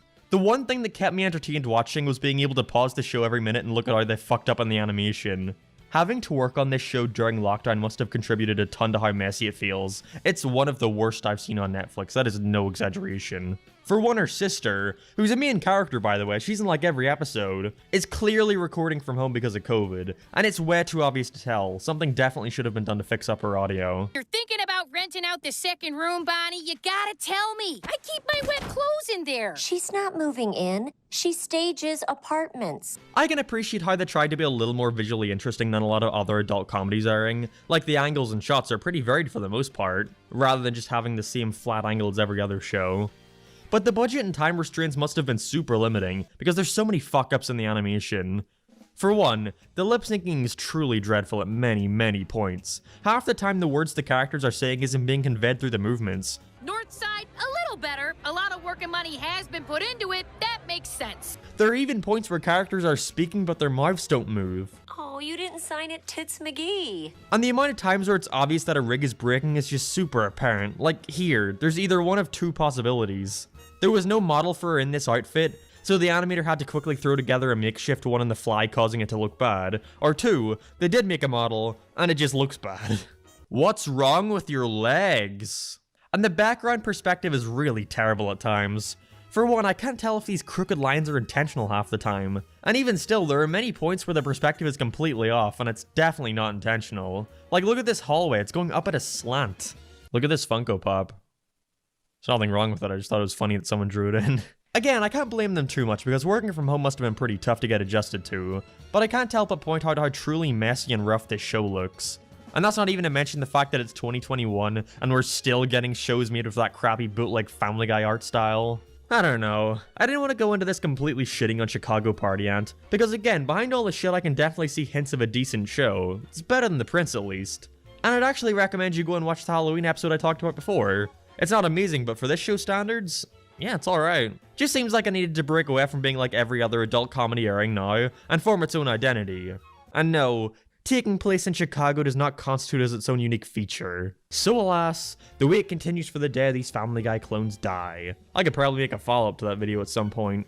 But for now, I think I'm done with all these crappy adult shows. I'm sorry for the past 3 uploads, it really was not intentional. But I've got other shit to talk about in the meantime. I'm just glad to be done with these adult comedies. Every couple of years, the animation fandom gets in this strange pattern, where they'll drudge up some random CGI cartoon from over a decade ago that nobody cares about anymore, finds memeable clips from it they can share on Twitter. The memes build this giant ironic fan base, before they overdo it so much and start to unironically like the show. And that's when we start getting those statements like, "Am I the only one who thinks this cartoon is actually underrated?" Yes. Yes, you are. Right now, the one we're experiencing this with is, funnily enough, the Garfield show, which I talked about a few weeks back. It started with some awful-sounding villain song, and suddenly people have convinced themselves the show is anything but incredibly weird and boring. Genuinely saw people comparing this to We Are Number One, like, no, the difference is that song was actually catchy. This is just... Folks believe and perceive I am an abomination. Yeah, no. All of this reminded me, though, of when this exact same thing happened a few years back, with the 2009 series Fanboy and Chum. Dude, wanna feel old? This show is closer to the release of Jimmy Neutron's test animation Runaway Rocket Boy than it is to the current year. That is just terrible to think about. This series was the bane of many Nickelodeon fans' existence back when it came out. They were pushing for this to be the next big thing for ages. The new SpongeBob or Fairly Odd Parents. And when it finally released, most agreed it was just not very good. But in recent times, we've been seeing a lot more people come out and say they actually think Fanboy and Chum was underrated. That it got a bad rap and is in fact pretty funny and wasn't allowed to get the chance it deserved. But is this true though? Well, I guess there's only one way to find out. So let's take a look through Fanboy and Chum to see why it was so heated, and if it is deserving of this current underappreciated status it has nowadays. Fanboy and Chum was created by one Eric Robles, who up until this opportunity arose had only a small hand in working on other cartoons for Cartoon Network, Disney, DreamWorks, among others. But he was given the chance to create a show for Nickelodeon, which resulted in the 2009 premiere of Fanboy and Chum. It was not received well. The series features the titular duo staying atop their bizarre water tower home in their equally bizarre town of Galaxy Hills. Really, it's hard to give this show any kind of proper synopsis that goes beyond a line or two. It's very similar to something like SpongeBob in that anything can happen. I will say, however, it confused the fuck out of me as a kid that we never actually get some context as to who or why these two random friends are living together in an abandoned building. Where are their parents? Maybe some questions are better left unanswered. Another thing that rarely ever comes into play here are their superhero outfits they never take off. They really like this one superhero, Men Arctica, which is supposed to explain it, I guess, but he doesn't even show up until 42 episodes into the series, so a lot of the setup for the show just goes unexplained. Not that it matters, really. If you're looking for a compelling story, then this is quite possibly the last place you'd want to look. But I do find it to be a strange choice to have your character designed and named to be some kind of comic book fanatic, but then never really elaborate on it. It's mainly just there to be a silly design. Dude, this show goes off the fucking walls at certain points. Like, you think the whole point would be these two weird kids in a normal world, but no, they're arguably some of the more normal characters here. That's relative, though. They're still fucking batshit crazy. Most of the plots just revolve around them being as annoying and destructive as possible. The easiest thing I could compare it to would be those middle seasons of SpongeBob. So many episodes just revolve around them blissfully annoying some random secondary character until they want to blow their brains out. Which their voices definitely don't help with. Fanboys is fine as long as he's not screeching at the top of his lungs, which is very frequent. And this is my fault, I'm aware, but I cannot hear Chum without immediately thinking of Styx the Badger from Sonic Boom. She is doing the exact same voice. For the last time, it's not actual gum. It's just how we pick who's it in freeze tag. Blast processing technology. Those are just phony baloney buzzwords to fool the simple-minded. Because the series is CGI, it means they're probably very limited on the amount of new characters they're budgeted to model. And so they frequently have to make do out of the same 5 or 6 secondary characters over and over again. The new kid in school who was transferred after being expelled from his wizarding academy. Oh yeah, he's a wizard. He's basically just treated as the Squidward of the series, being at the brunt of a lot of Fanboy and Chum's antics, which does not get old, I will assure you. It has that exact same SpongeBob issue where they go so far with it that you end up sympathizing for him more than our main characters. The only other thing worth noting about him is that he's voiced by none other than Jamie Kennedy, star of the hit film Son of the Mask. I got to see him live with Kellen Goff a few months back, and it was a travesty. He kept grabbing his dick during his set and yelling at the audience who were continuously making fun of him, and getting uncomfortable every time he tried to shout back by bragging about how much money he makes. Cool guy. What kind of influence has Fanboy and Chum had on us as the voices of Kyle and Oz? Then there's the fat comic book nerd Oz. He's pretty much just comic book guy from The Simpsons. And then there's a few others like the employees at their local convenience store, Lenny and Boog. Boog is definitely one of the highlights of the show. I don't know who thought this guy should have a John Travolta voice, but it works surprisingly well. He likes to bop things. I am gonna bop you inside out! I don't really find any of the characters here all too memorable, personality or design-wise, other than Fanboy and Chum Chum themselves. It really just feels like whatever characters the writers liked from other media would just be taken, put in their show, and give it a silly enough name so they can excuse it under parody law. Like when so many characters in your show are just references to other media, it really causes your thing to not stand out as a result. Like this sentient arcade machine that's just an Arnold Schwarzenegger ripoff. Or the superhero that inspired the boys to don these outfits in the first place, Man-Arctica, who's just a parody of Adam West's Batman. That's original. Or the school janitor, General Poopatine. This is the underrated classic? I'm being harsh, but really I think most of these issues are only really present in the first half of season 1. Like the first episode is just them introducing the new boy Kyle, followed by 11 minutes of Fanboy and Chum Chum bothering him for not really doing anything other than being a bit snobbish. It's super slow paced too. I think there were only like 3 scenes in this entire episode. You span like 4 minutes in the classroom, 4 in the cafeteria, and then like 3 outside. Episode over. Because of this lack of variety, it causes the scenes to drag on and on when I think the series works best when they're playing into its fast-paced comedy. There are quite a few episodes here I didn't think were all that bad. They had super simple premises and didn't do a whole lot with them, but because it's just so quick I feel like I'm along for the ride, just enjoying the visuals. Like when the kids all play a game of freeze tag with the aforementioned superhero, with him chasing down Fanboy and Chum Chum to literally freeze them, as they have to sprint around the entire town looking for help until the entire place is all desolate and frozen over. Then there are times when an episode has a good setup and story, but you can feel them just stop caring by the end, rushing towards a conclusion. I really liked the idea behind one of the episodes where they go to the store, buy and subsequently drink a couple frosty freezy freezes. That's what gives them the... Did I mention how obnoxious the theme song is? Anyways, they drink them, but before getting to pay, they spend their only dollar on an arcade machine. And so now they have to figure out a way to get $1 to pay for their drinks without being able to leave the store. That's a fun idea, putting these wacky characters in such a mundane situation. But in the last minute, I guess they realized they were running out of time, and so said Arnold Schwarzenegger arcade machine shows up, says that Fanboy built him in the future and sent him back to pay for their drinks. All's well that ends well, I guess. It really just feels like the writers treat every episode as a blank slate, writing in whatever assets they know they have laying around. Makes sense production-wise, but when it came to watching the show as a kid, I was always left scratching my head at certain choices. For example, there's this episode in season 2 where Man-Arctica comes over, but for whatever reason, Fanboy and Chum Chum don't recognize him, so we spend the entire episode with him trying to convince the two that he's the real superhero they love so much. The biggest issue here is, of course, they've met him before. Multiple times. In any other show, you could have just written a different superhero for them not to recognize, but because that results in a whole new character needing to be designed, modeled, and rigged, it just makes more sense for them to use the one superhero character they already have, and hope people don't care about this weird lack of continuity. But I guess, look at me, sitting here talking about the continuity of Fanboy and Chum Chum, so I suppose I'm the loser here, aren't I? Like I was saying before though, after that rough patch in season 1, it really does start to pick up in quality. Not drastically or anything, but you can feel the writers starting to get into their groove when working with these characters. They've really made their own little world here and are confident to just throw in side characters randomly for a joke or two, like their own little Springfield in a way. The show works better in my opinion when there are loads of different characters at play. Because Fanboy and Chum Chum are so one-note and honestly interchangeable with each other, it makes episodes where it's just the two of them bumming around their empty house rather uninteresting. But when you put them in this quirky little world, I do think it becomes more entertaining.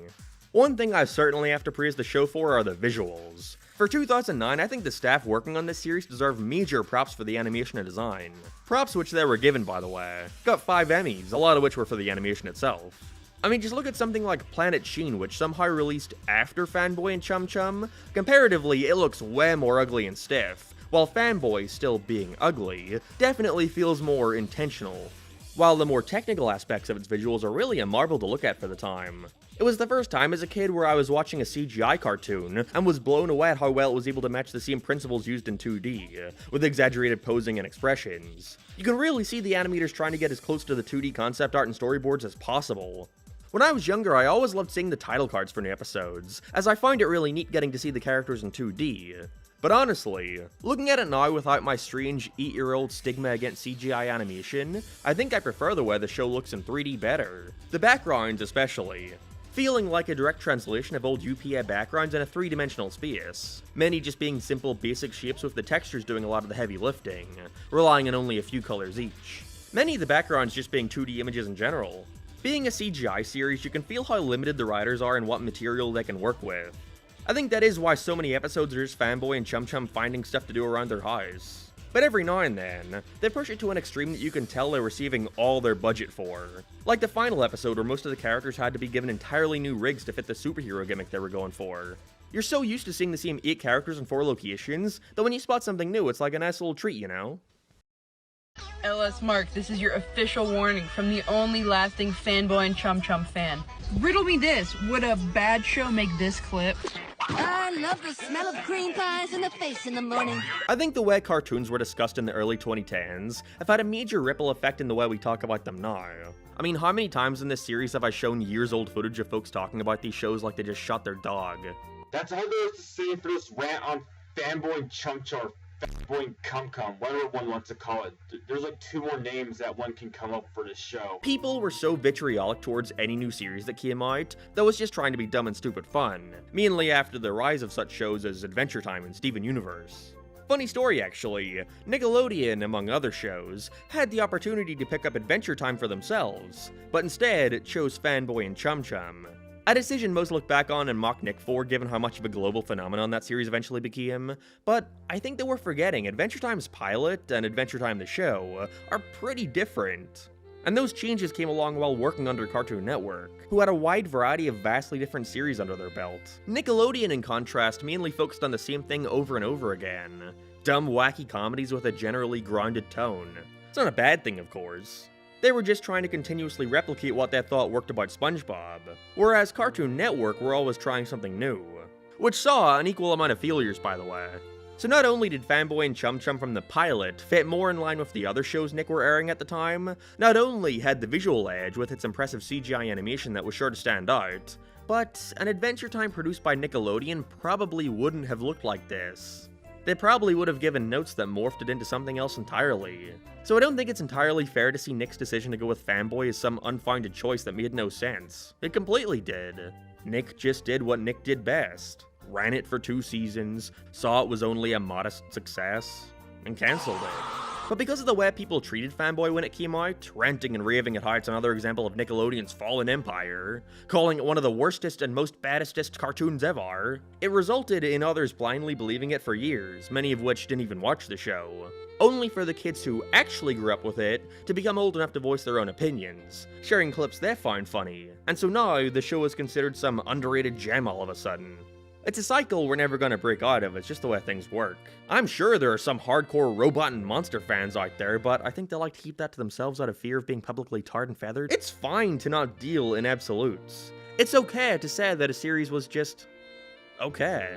Fanboy and Chum Chum's resurgence really reminded me of modern Family Guy, where it's bashed for so long that folks who actually like it start sharing cherry-picked clips that showcase a good joke here and there. So then other people who only know about the series from those cherry-picked clips just assume, wow, this show must have actually been hilarious based off these 2 clips. Underrated. But then when you actually go to watch the episode of Family Guy that clip came from, you find out about all the nothing that happens in between.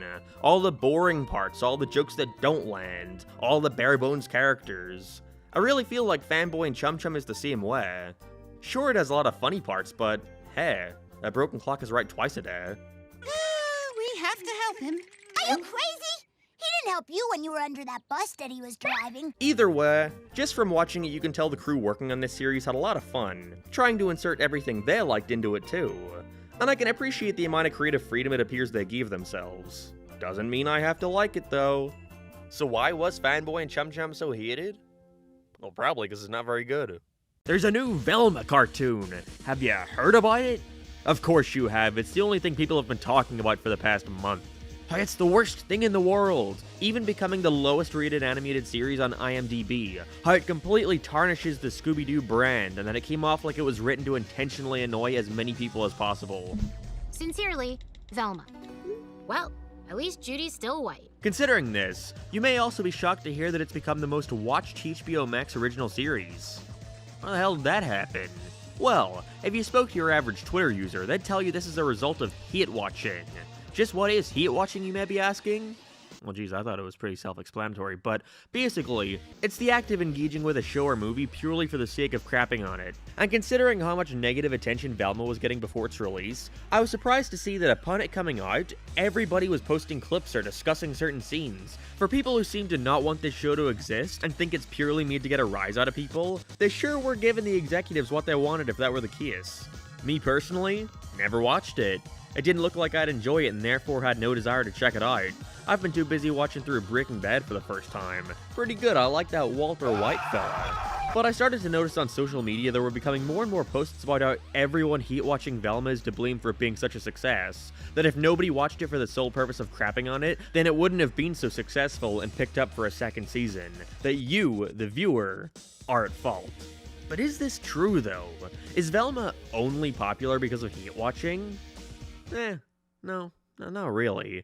Sure, without a doubt it got some rise in viewership due to people watching it out of spite, but today I want to talk about the art of hate watching, how that doesn't guarantee a show's success metrics-wise, and that Velma was popular because it was popular. There's no deeper reason. Now, it's not new that cartoons have started integrating in jokes and lines solely for the purpose of annoying fans, especially when it's a controversial take on an already existing property. Possibly the biggest example of this would be Teen Titans Go, when they hyped up bringing back one of the most popular villains from the original series, Slade, even titling the episode The Return of Slade, only for them to completely skip past the battle while talking about how epic it was, and having the entire rest of it consist of two of them realizing that this thing from their childhood wasn't as cool as they remembered and wanting to give it an edgy update. And it wasn't just the fight that was amazing. In the end, so many compelling storylines came together and resolved in such a satisfying way. Of course, it's not a good strategy to make fans who already aren't into your new interpretation even more angry by teasing them with what they want, but it's genius from a marketing perspective, getting all these extra eyes on your product, and following it up with word of mouth from all the discourse surrounding it. You know, there's no such thing as bad publicity. I remember Sonic Boom doing a similar thing during its second season where they make the exact same joke.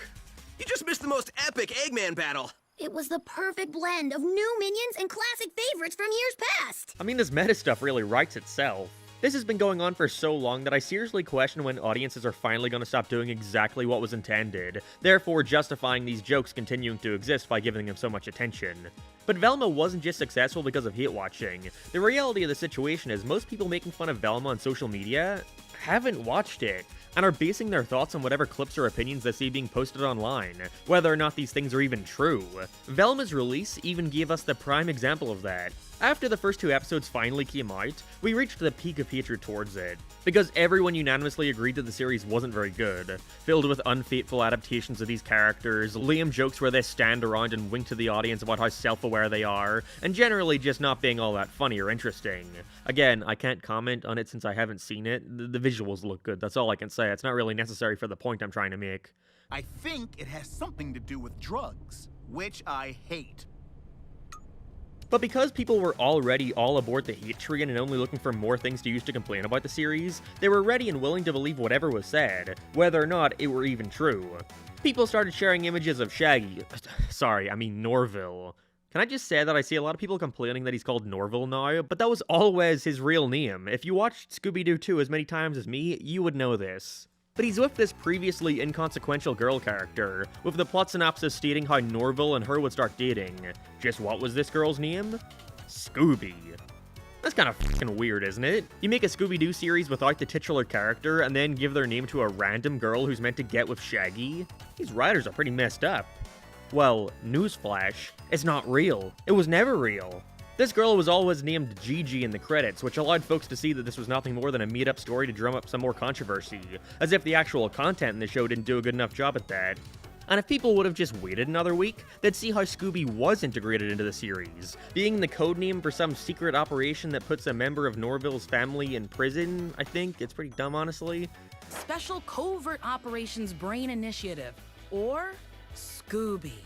Scooby? And wait, what did Scooby do? Again, not everyone talking about Velma are actually watching it. Given their willingness to believe every little thing said, true or not, the series got views and is popular because it's a brand new adult take on one of the most popular and beloved kids properties of all time, that literally everybody has seen at some point in their life. There has been new Scooby-Doo content on an almost yearly basis for like 50 years. Anything Scooby-Doo related has quite possibly the widest net for any target demographic possible. You know, it wasn't gender specific, it wasn't a boys cartoon or a girls cartoon or any of those things. It was a talking dog, You know what I mean? I think sometimes the terminally online forget that not everyone on God's green earth operates a Twitter account, where they can see what new thing is being complained about that day, and simply went onto their HBO Max account, was welcomed by all the Velma posters being advertised, which I can attest were everywhere, and gave it a click to see what it was all about. Plain and simple, no deeper meaning or conspiracy behind it. Also, I saw a lot of people blaming hate watching on the fact that it was picked up for a second season, when that also isn't true. It's a very common practice for networks to pick up a show for a second season and announce that fact either right before the series premiere or not long after, as it further gives news sites and people stuff to talk about. Not to mention that it makes it seem like the series is popular enough to warrant a second season, when in reality it was just going to draw more eyes. Powerpuff Girls 2016 and Sonic Boom got picked up for second seasons very shortly after coming out, which gave them both so much press about how successful they were, only for viewership to immediately drop and Cartoon Network to try and sweep them under the rug. Sonic Boom being dumped onto Boomerang for its second season, with no advertising at all, with episodes getting as little ratings as 80,000 viewers. For contrast, the first episode got over 1 million. So no, let's stop pointing the finger at who's to blame for Velma getting a second season. If people wanted to watch the show before gathering a solid opinion and posting their thoughts about it on the internet, then that's their prerogative. This is a judge-free zone. If you want to watch Velma, go right ahead. The simple answer here is that your average person making a video or post about this show does not care about Velma. Hell, I don't either. But there's so much outrage and attention being brought onto it because it's the current cool thing to hate. Nobody wants to be the odd one out crapping on a show beloved by everyone. So when a new series comes along that is so widely hated with so many obvious flaws, they jump at the chance to start making fun of it. It's similar to a point I made in my Big Mouth video, where I often see folks excuse bad products by claiming people worked hard on them and therefore you shouldn't be able to criticize it. But suddenly a show like Velma comes along and apparently the gloves are off, that hard work doesn't matter anymore. The real conclusion here is that everybody wants to act like they're above crapping on things. That they would never stoop that low and we should only engage with stuff positively. But once a situation comes around where they know they can get away with it because it's the popular opinion, that positivity goes away.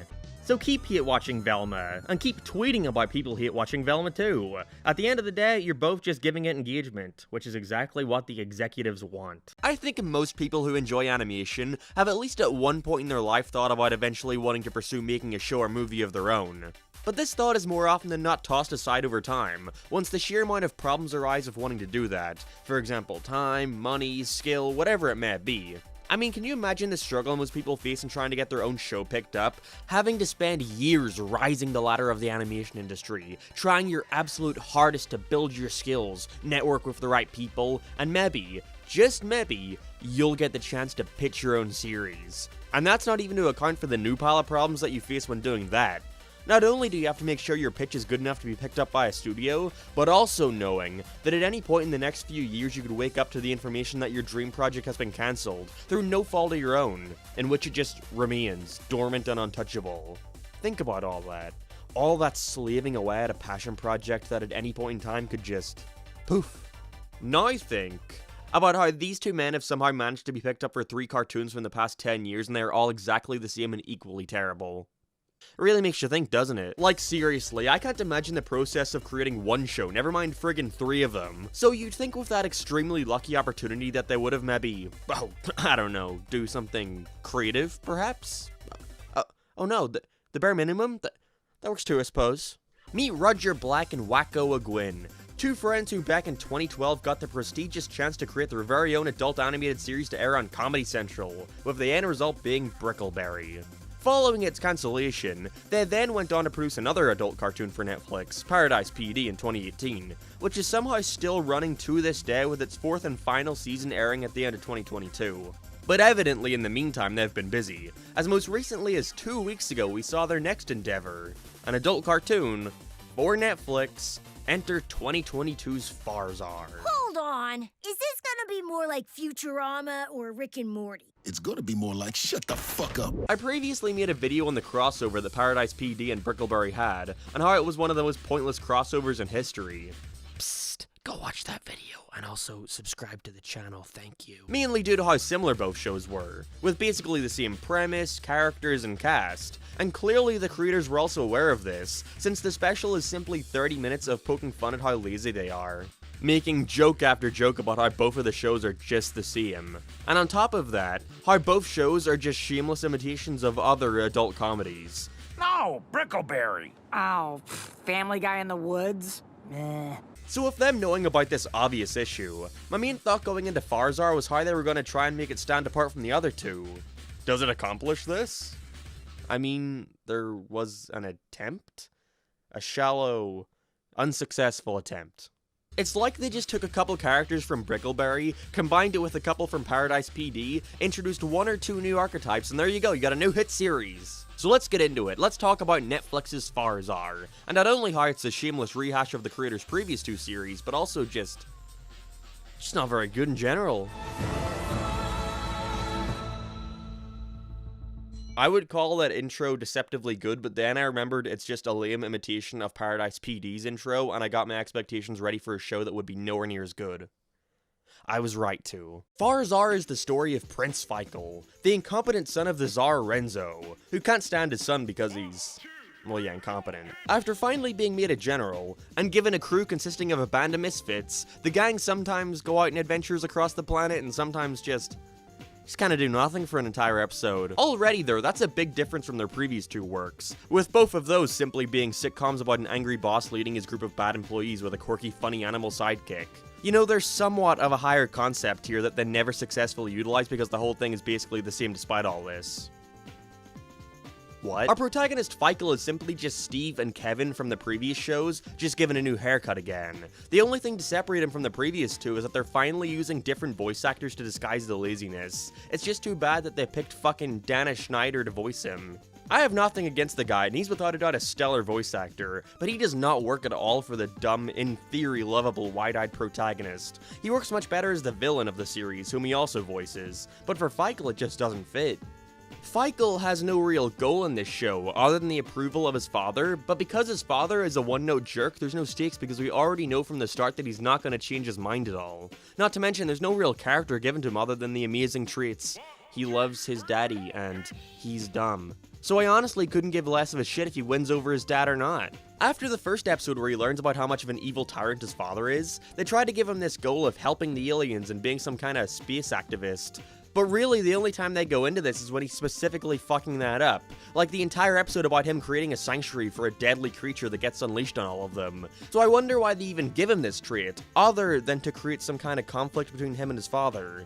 Then his supposed best friend is also just the fucking black guy from Brickleberry, but a robot. Other than that, they're identical, same voice actor and all. The copies don't stop there either. We have the try-hard badass lady from Paradise PD, except with a nicer version to contrast. We have this scientist who is clearly trying to be their own take on Rick Sanchez, with him being way more crude and wacky, because that's what made him an interesting character. And finally we have the villain, who had a dumb name that I'm not repeating. He's just a cheap imitation of every funny, incompetent villain that are really popular to do now, except they're trying way too hard to make him random and memorable, which just causes him not to be taken as any sort of threat. Like, he just regularly talks to our protagonist like they're just standing around the water cooler. I don't really know what his purpose is here when he's so detached from our main... well, I was gonna say story, but it doesn't have that either. He wants to sneak into the human civilization, and so each plot starring him features them being given some idea for how to do this, then he fucks it up. It's a formula as repetitive as Phineas and Ferb, but without the charming characters and epic soundtrack. Really, the dad Renzo is the only new character here, and even then he too just falls under the same one or two gags again and again. He hates his wife and son and is actually a bad guy. It's like the creators saw an episode of Invincible and were like, that's a good idea, let's just do that again, while failing at providing any sort of depth.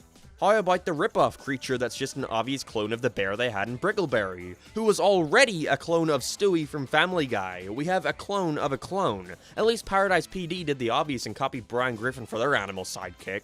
None of these guys have anything going on about them that might invest you in their world or what struggles they have to face. And you may argue why it needs that if its only goal is to be a crass, inappropriate comedy. But clearly these guys are attempting something greater here with all the episodes leading into the next, and building up to something above your usual crappy adult comedy. But like I said before, that's nothing but a disguise to make you think you're watching something more interesting than what it actually is. And they obviously know about other similar shows, but there doesn't seem to be any understanding of what made them popular or good aside from shit and sex and cursing and violence and shit and cursing and sex and violence and shit. Since they brought up the comparison themselves, let's take a look at what makes a show like Futurama or Rick and Morty so popular. Something both of these shows do, at least when they started, is provide the viewer with a good protagonist who saw the crazy sci-fi concepts from a regular person's point of view. You know, it's new to them. Giving the audience someone more grounded to relate to and latch onto among all the nonsense. Not only that, but it also gives something to contrast against all the insanity, which helps in exaggerating it even further. They also show us the sheer variety of ideas they can tackle with something as broad as space, whereas Farzar largely takes place in the same 4 or 5 locations more often than not, because it's simply a generic-ass sitcom masquerading as a sci-fi show. In Farzar, all the characters here are completely jaded to all the surreal concepts around them, so none of the jokes here have any real impact to them, and they never really set any kind of rules for this place other than there's a human world surrounded by a barrier and all the aliens aren't allowed in. That's it, that's all we're told here. All the episodes follow the same sort of non-structure. With Paradise PD, the two attempted to tell a more serialized story where there are threads that build up and carry over throughout the season, and the same thing is attempted here with similar poor results. It causes each episode to blend together with nothing to make it stand out. In the first episode, other than establishing the characters, the only sort of 3-act plot they've got going on is that Feichel feels betrayed by his robot friend for sending him on a wild goose chase in exchange for drugs. But all that happens here is that during the ending, he says he's sorry out of nowhere and won't do it again. Why though? This is rare though in and of itself. The finale is simply one big action sequence for 15 minutes that's so clearly trying to be wild and hectic, with Feichel finally standing up to his father once and for all, but nothing is done to try and achieve this. If you've seen the final episode of Farzar and want to see it done right, go and watch the Battle Royale from Wander Over Yonder. Just watch that show in general. I want it on the record that my review for Farzar is go watch Wander Over Yonder instead. When they're not attempting to be grand and epic with the story, they're painfully retreading the exact same types of jokes as their other series. But hey, I guess I have no right to shit on it because clearly a ton of people are massive fans of this type of humor.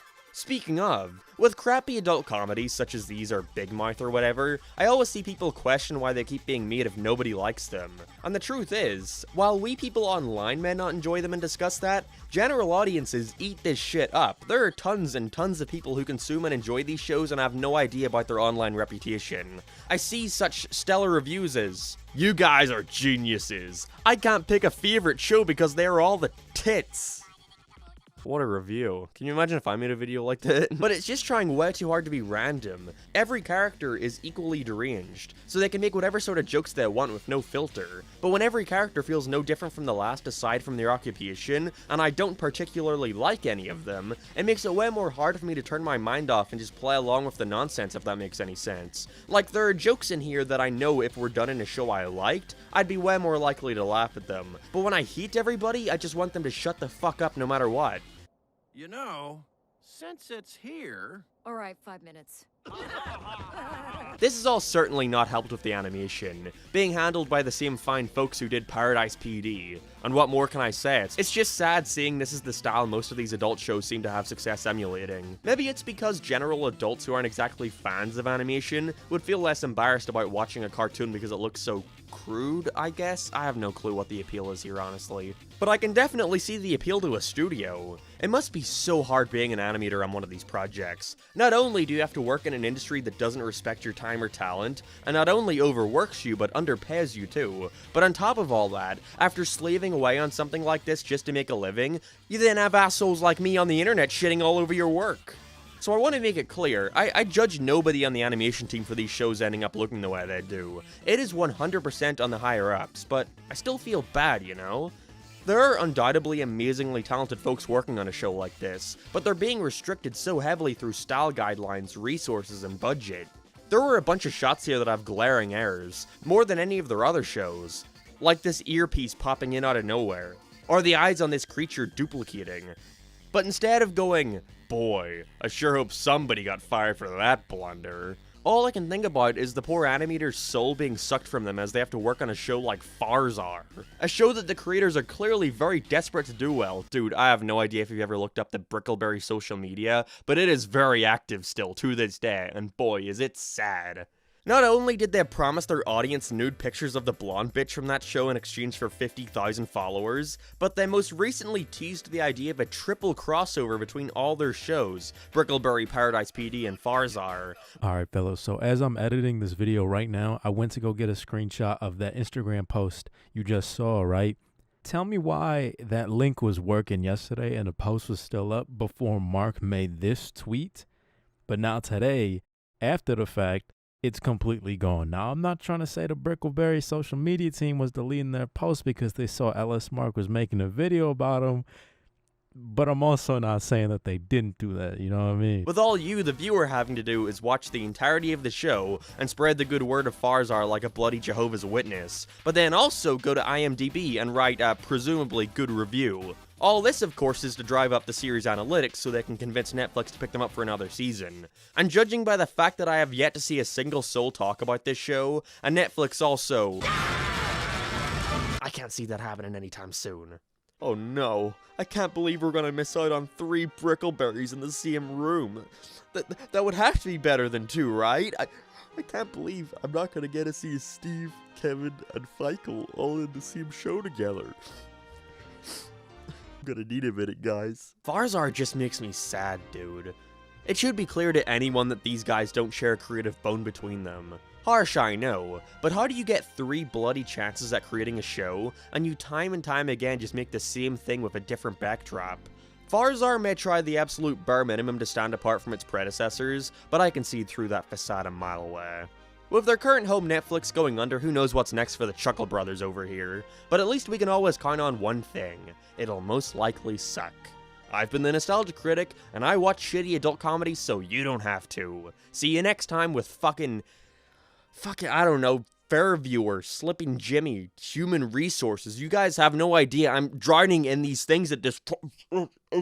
Netflix has been in a lot of hot water over the past year, from putting a stop to password sharing, incorporating ad-based content, and most importantly, all their recent cancellations. There's too many to even count, but it felt like every other day I was coming onto Twitter to see the news of either a new series being cancelled in the middle of production, or an existing show having the plug pulled on it before managing to reach its full potential. It's a real shame. Think about all your favorite shows. Which season of that would you consider your most loved? 99% of the time, I'd have to assume it's something past the first couple. The more time folks are allowed to work on a show, the more they can truly hone in on their craft and perfect it. But here are all these series that'll just never be able to reach that potential. It's kinda sad when you think about it. Something else I always see when a show gets cancelled, however, is a statement somewhere along the lines of, "This cartoon gets cancelled, but Big Mouth is getting another season?" Oh yeah, Big Mouth is like widely acclaimed, I forgot about that. Me and my big mouth. Big mouth. That's the show. That's the show. Released in 2017, Big Mouth shows the adventures of a group of kids as they face the horrors of puberty, with it being personified by a giant hormone monster who follows the children around, giving them advice and helping them explore these new feelings and emotions. And despite what the internet might want you to believe, it is a big hit. You see, when these adult animated comedies come out with ugly art styles, and clearly just created because some celebrity thought making a cartoon would be easy, they usually only last a season or 2. But every now and then, one manages to slip through the cracks. F is for Family by Bill Burr is wonderful in my opinion, and it thankfully got a full 5 seasons with a definitive conclusion. But Big Mouth is a strange case, because if you look at most places online, you'll see nothing but pure hatred for the series. Yet, on Rotten Tomatoes, it sits at a 100% rating with critical acclaim across the board. It's currently on its 6th season with much more to come. How does that happen?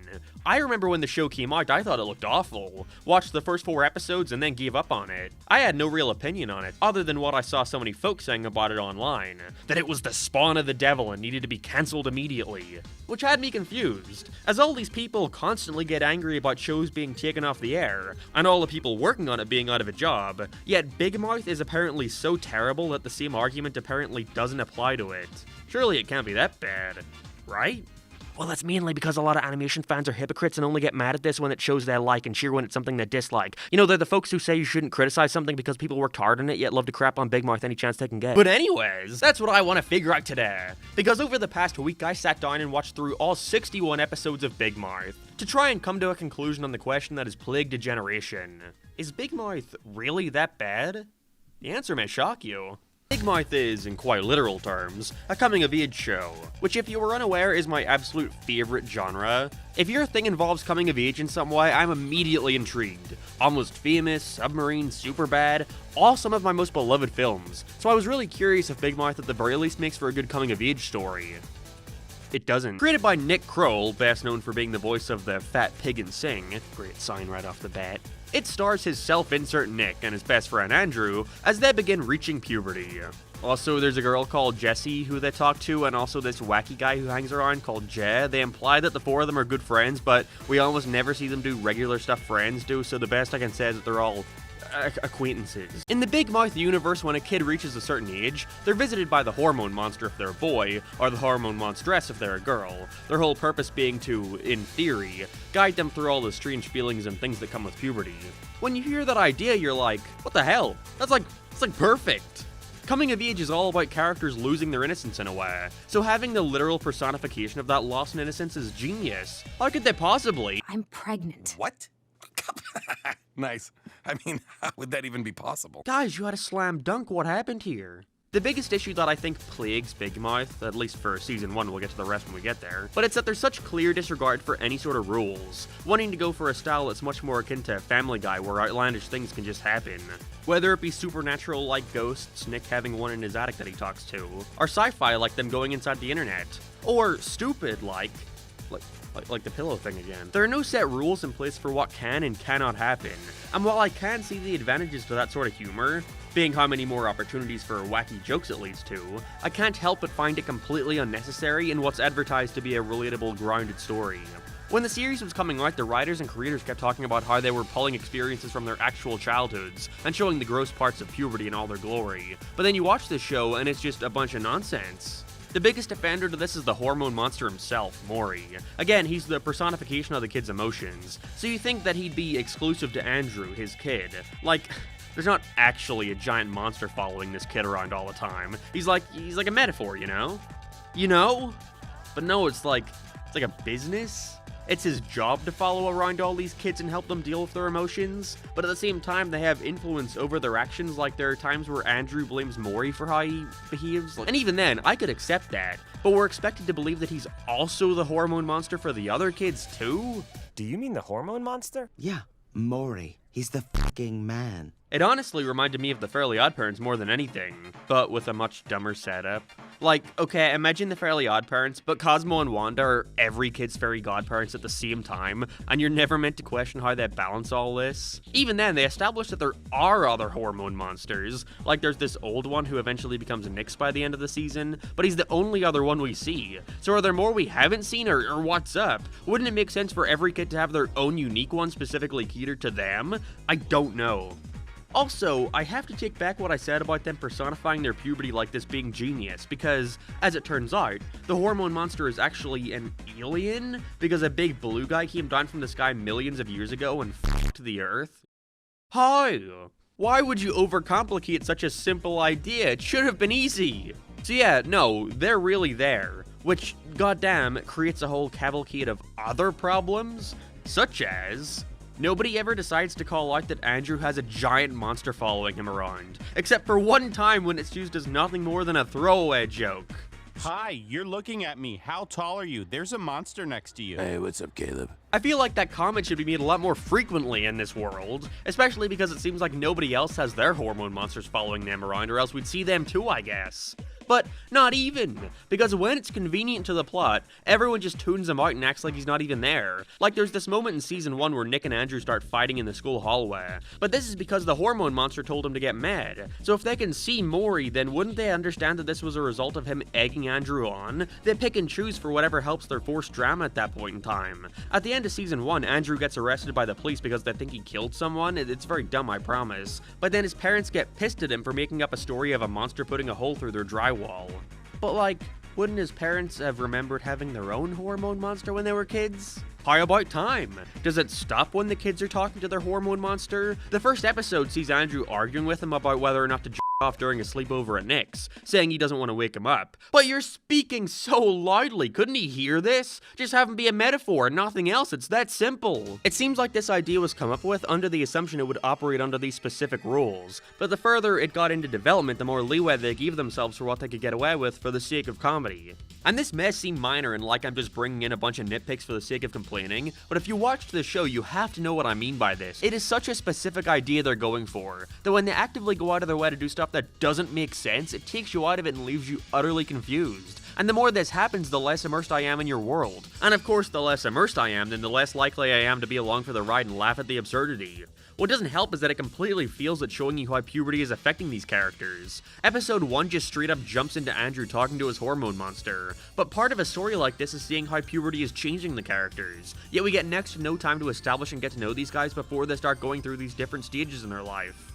How about the series starts with an exaggerated view on adolescence to show how big of a threat puberty is going to be treated. Have a scene of Andrew and his friends doing some kid stuff, and then out of nowhere the hormone monster shows up, imposing on his life and making it clear that he's here to stay. Andrew realizing by the end that things are going to be different forever from this point on. You know what does that well, actually? The goddamn intro! That last shot of the intro is great. That should have been an actual scene in the show. Go away. You are not real. You're just some hormone monster my brain created. I mean, yeah, no, that's just as impactful of an introduction. What definitely doesn't help is that none of these kids sound like kids. The whole gimmick is that Andrew is going through puberty, yet our main character Nick isn't. He's underdeveloped. Yet this is what Andrew sounds like. I mean, I'm over at Missy's and her mom was just about to make some decaf yerba mate. And this is what Nick sounds like. Andrew's got a date, so I'm staying at home. And I guess I'm going to a high school party? This is prevalent with a majority of the characters, and it's yet another thing that just takes you out of it. But I think what really gets me more than anything is that despite having all the pieces here for a truly amazing coming-of-age story, they drop the ball with just about everything. Each season of Big Mouth explores a different aspect of growing up, whether it be sexually or facing your anxieties or whatever, which is a good idea. So I can delve more into specifics that relate to those things when we get there, but to start, I think it's at least important to lay the groundwork for what I believe makes a good coming-of-age story, and how Big Mouth absolutely feels at all of them. 1. The characters have to want something. It can be anything, to be seen as older, sex, acceptance. They need to have some goal in mind. Your average hero's journey, if you will. But in Big Mouth, all the characters seem to just be going through the motions. Andrew seems like he's trying to fight puberty, but he doesn't really do anything about it. It's more so just used for jokes about his unwillingness to go along with the hormone monster. Nick wants to be seen as older, but despite being the main character, he feels like he barely has any presence in the series. Andrew comes off way more like the protagonist. There are a few episodes in here that truly show that aspect of him well. I think the one where his sister is having a house party illustrates this the best, but even then there's not really much of a conclusion he ends up at, which leads into the next point. 2. Your characters need to mature in some way. They need to start and end the episode in a different place. This one, they at least try to achieve. The show does this thing I honestly really love, where each episode builds into the next, where they all have their own standalone stories, but where each character ends in the previous one is where they start in the new one, which is used to tell even more stories. I love that. For example, in that house party episode, Andrew and his girlfriend Missy get together and she pressures him into making out, and so when the next one starts, their parents find out about this and split them up, leading into a story about them needing to continue their love in secret. The big issue here is that while I love the idea, in execution they mostly fumble when it comes to the characters feeling like they're changing in a natural way. Episode 6 sees Andrew realize that Nick is embarrassed by him, because Andrew suddenly acts super embarrassing out of nowhere in front of these cool kids. And it's like the writers know they have to have some sort of turnaround by the end, and so Nick just randomly decides to apologize at some point. Again, the pieces are there, but the way they connect is just missing. Even for simple stuff, it feels like they're just hitting beats because they know they can derive conflict from it. Episode 7 shows Andrew trying to control his urges by not off, which greatly upsets the hormone monster. And so during his and Missy's first kiss, he blows up and causes an earthquake, which ruins it, which he can do, I guess. And then the next scene just has Maury come in saying that he'll refrain from anything sexual from this point on. This is just for the purpose of having that moment at the end where he realizes that he can't fight those urges and screws up massively, giving Andrew an erection, which, again, he can do for some reason. I thought he was a separate entity. But there was no scene of the hormone monster wanting to make that change. He just suddenly had this change of heart off screen. Why? Because the writers knew they needed to bring up some new conflict. This is a problem present throughout the entire series. That episode where Missy and Andrew continue their love in secret shows her randomly, out of nowhere, start to feel overwhelmed by everything and eventually break things off by the end. Yet there has been nothing present to show her attitude switching, especially because she was the one being pushy about the relationship. Things just happen. 3. A loss of innocence. A key part of any good coming-of-age story that goes well with maturing is the characters at some point having clear separation between how they were and their new mindset.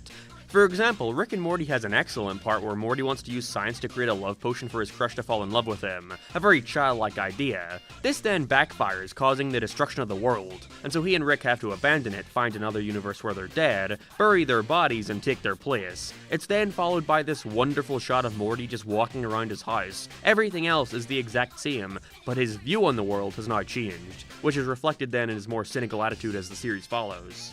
Big Mouth really has nothing like. No moment is really treated with any kind of severity because they're more obsessed with telling wacky lol random jokes.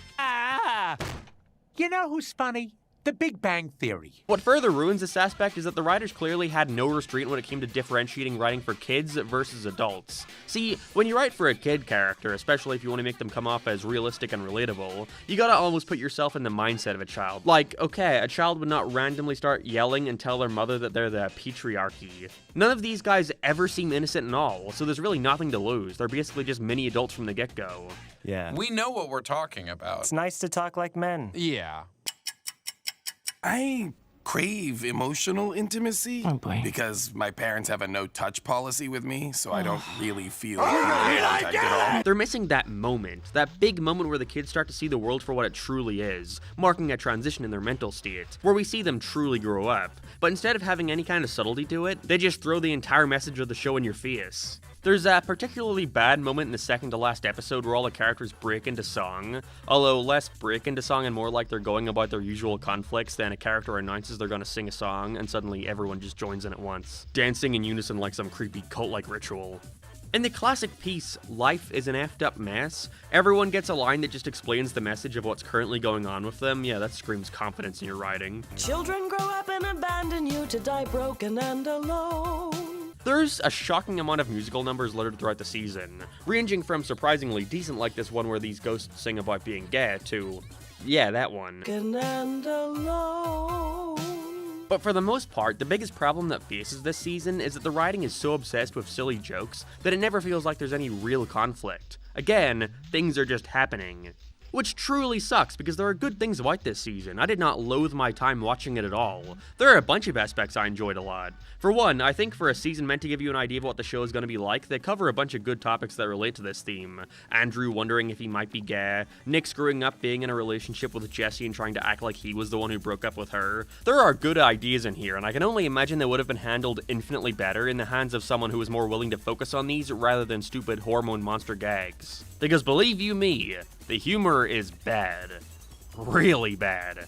I can get something out of a show like Family Guy, which creates the expectation early on that the rules can be bent whenever they see fit if it makes for a funnier joke. But when you have a show with as grounded and focused of a concept as Big Mouth, the last thing I want are epic meta jokes about the fact that I am indeed watching a cartoon at the moment. With the new Velma show coming out, I'm honestly very happy to see more people come out and collectively agree that meta humor is getting super tired and not nearly as biting as it was 10 years ago. When a show used to be meta, it was so few and far between that it caught you off guard. You weren't expecting it, and because every artist working on these cartoons didn't have an easy way of contacting them like we do now with social media, it was kind of surprising and nice in a way to see that employees on these cartoons were just like real people who were almost trying to talk to us through the show. But ever since you got compilations of these fourth wall jokes blowing up on YouTube and such, it comes off more like people want to capitalize on this popularity and cram in as many winks and nods to the audience as possible, just so they can eventually make a goddamn Twitter post about it. It's not funny anymore, it's just cheap and comes off like you're so afraid of telling a sincere story that you've got to raise your eyebrow to the viewer every 5 seconds, so they don't think you're too invested in your own world and the story you're trying to tell. Is it not? Please tell me they put a Walgreens in this Netflix. What are you guys gonna watch next? You wanna hang out? And when it's not doing that, it's just taking the worst of Family Guy, where the gag it just comes from over-explaining stuff in place of a joke, hoping that you'll eventually find it funny. Okay, I've held off on it for too long, but I gotta say it. This show looks terrible. A pattern you can easily notice is that when you get cartoons made by celebrities, they usually look awful. I love F is for Family, but it is one of the worst looking shows I've ever watched. Right below that one, though, is definitely Big Mouth. I appreciate the fact that they're trying for a somewhat different style than what we're used to in these adult comedies, but it seems like the new things they do are all for the worse. Like giving the characters these ginormous lips that protrude off their face. They all look like fish, and it is so unappealing it's gross to even look at. Then there's the strange, realistic eyes. Well, okay, realistic compared to everything else, but they've got so much unnecessary detail that it looks like a bad, hyper-realistic creepypasta. The animation itself, though, is fine. I was surprised to watch it and see there's actually quite a bit of frame-by-frame in there, which you can tell by the line width changing sometimes, but it's really the art style bringing everything back. Also, the backgrounds are super inconsistent, it really bothers me. Sometimes they have colored outlines, sometimes they have super harsh shadows, sometimes they look right out of Family Guy, and then when they cut to establishing shots of the school, it looks like this. One thing I see a lot of people take issue with is what they actually decide to animate and show you on screen. Hell, it only takes 5 minutes into the first episode before you see one of their dicks. It took The Simpsons a movie before they went that far. It's not even the worst of it. I think the strangest part would have to be when they fully animate and show a face on the girl Jessica's, you know, and they hold on shots of it for an uncomfortably long time. Like a show about a bunch of kids. Isn't that basically just like Holy shit, I hope not. Not helping your case, Big Mouth. Now, I don't inherently think that a show starring teenagers can't focus on sexual topics. You know, that's been done successfully time and time again. Look at The In-Betweeners or Sex Education. There's countless examples. And to say that shouldn't be explored at all is a very reactionary place to take such an argument, especially considering that such a large part of growing up and coming of age is the sexual aspect. But, and that's a big but, Big Mouth drops the ball by going too far into it. Like, because it's a cartoon, they really do get away with showing everything, and it's really not necessary. That's all I'm gonna say on this uncomfortable matter. Overall, Season 1 of Big Mouth didn't leave me absolutely hating it, but more so annoyed at how badly they butchered what was such a brilliant idea for a cartoon. There is so much missed potential here, with solid concepts yet pretty bad execution. Mainly from the show not knowing whether or not they want to tell a more grounded story or funny Family Guy gags. It is just the first season, however. Those tend to be rough, with the writers and showrunners still getting a grasp on what exactly it is they want to do.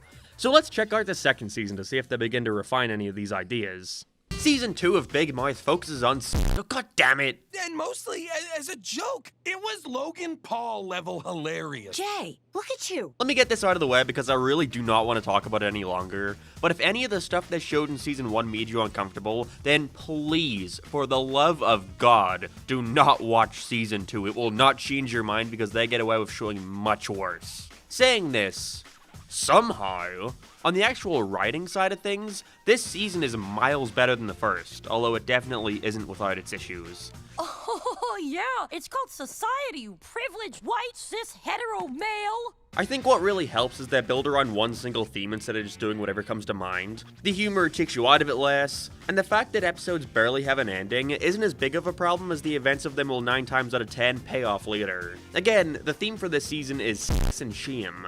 Dude, can I just say this is the worst possible topic that I could have done after YouTube integrates this new swearing stuff, I swear to God. Anyways, each of the characters have their own arcs in relation to this, each doing a solid job at standing apart from one another. Andrews is building off the previous season where he was turning into a pervert, the line he's willing to cross getting more and more depraved with each episode. Jesse and Missy are feeling self-conscious about their bodies upon seeing this other girl in her class maturing faster than them. Meanwhile, Jesse is also dealing with her parents being on the verge of a divorce and acting out in different ways because of this. Like an episode where she and Nick smoked the weeds for the first time.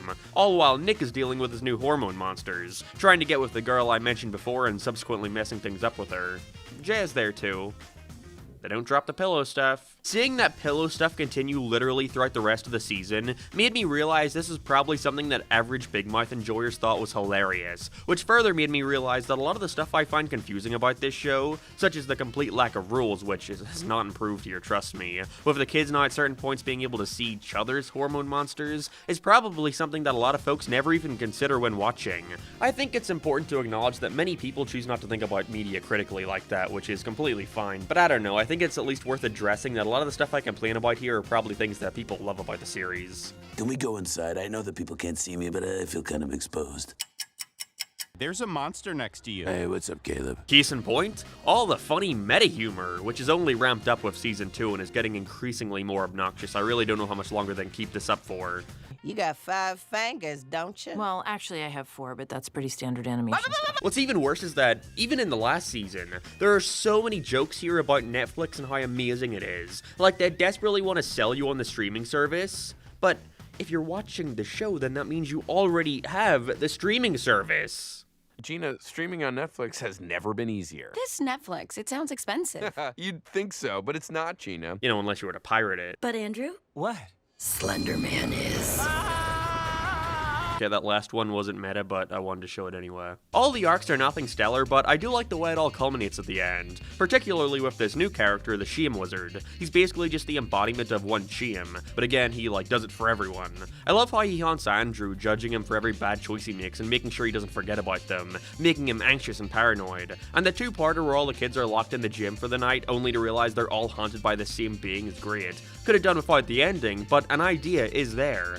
They even come back to it in the final episode where we see him explain that to have Chum is a good thing. Without Chum, what's there to stop you from doing anything you want? The Chum Wizard is probably the best they've handled a subject in the series, especially his introduction. Wish we could have got one for the hormone monster too! Point is, there are concepts in season 2 that are way more fleshed out compared to the last, and some of them actually aren't too bad. I also really like Nick's new hormone monster. Okay, wait, let me rephrase. In concept, I really like Nick's new hormone monster, because in practice, he's annoying as fuck. He's new to the job and inexperienced, and so that reflects Nick's choices and how he handles the relationship with the girl he likes. After he makes out with her, the monster encourages him to tell everyone because they're so excited and eager, which predictably backfires later on. It's funny, it's almost like these are greatly improved when each kid has their own specific hormone monster that caters to them. Still though, don't get me wrong, I'm not saying this season is amazing or anything. It's got quite a bunch of issues that for sure bog it down. Let's start with the minor complaints and work our way up to the more glaring problems. First of all, that episode where Nick and Jesse smoke is super lame. I have yet to see a cartoon that accurately conveys what that does to you. Not that I would know, So yeah, you do not see things jumping out at you or start to have your limbs bend and contort, fusing with others. You don't see wacky magical rainbows and flying dragons. You're mostly just chilled out and sit around eating whatever the hell is in front of you. Yeah, not that I would know. There's this episode early on that's all about abortions, and it is so lame. They spend the first couple minutes talking about how badass and brave they are for tackling such an issue, looking at each other like, whoa, folks are gonna be mad at this one. Then we see a couple unrelated segments where they are extremely on the nose about what the points they're trying to make are, literally having all their dumb characters talk about how abortions are bad, so the smart characters can come in and list all these epic abortion facts. But it's mostly abortions. Common misconception, Jay. Abortions make up only a tiny percentage of what they do. Yeah, they also do breast exams. Educational for sure. I'm positive many 12-year-olds learned a lot of stuff watching it, but I'm watching this for entertainment, not for a lecture. By far the worst aspect, however, is what they end up doing with Jesse by the end of the season, because it is a genuinely interesting idea and they do nothing with it. See, they very naturally build up to Jesse feeling more and more fed up with everything throughout the season, to where by the final episode we see her run away from going to a therapist with her mum, and going into a portal with Nick and Andrew to the world where the hormone monsters come from. I don't, like, why is this needed here? It's very obvious that this is just a backdoor pilot, like, whoa, look at all these quirky characters we could explore if this were its own show. I mean, I gotta give it to him, it worked. But here we see that Jesse's hormone monster is being fired and replaced by the depression kitty, meaning Jesse is now depressed. If we ignore how they establish in this very episode how without a hormone monster you won't go through puberty, so you know, how's that gonna work for her? Also ignoring that the kitty puts her in a depression ward where she's gonna spend the rest of her life, which doesn't make sense as a shocker, that's not what happens when you're depressed. But it's evident they're using this whole thing as a metaphor. You know, the cat is laying on top of her and therefore she feels like she can't even get out of bed. Very obvious analogy they're making here. But the way they end up defeating her depression by the end is just by distracting it with a laser pointer and suddenly she's not depressed anymore. Any of you guys watching this ever felt a little down? Boy, do I have the thing for you. I think what they were going for here is that your friends can help your depression, like letting them help you, but it was not handled well. Especially considering the implication here is that it fixes your depression, which, sure, it can help, but definitely not fix. I wouldn't know, though, I don't have any friends.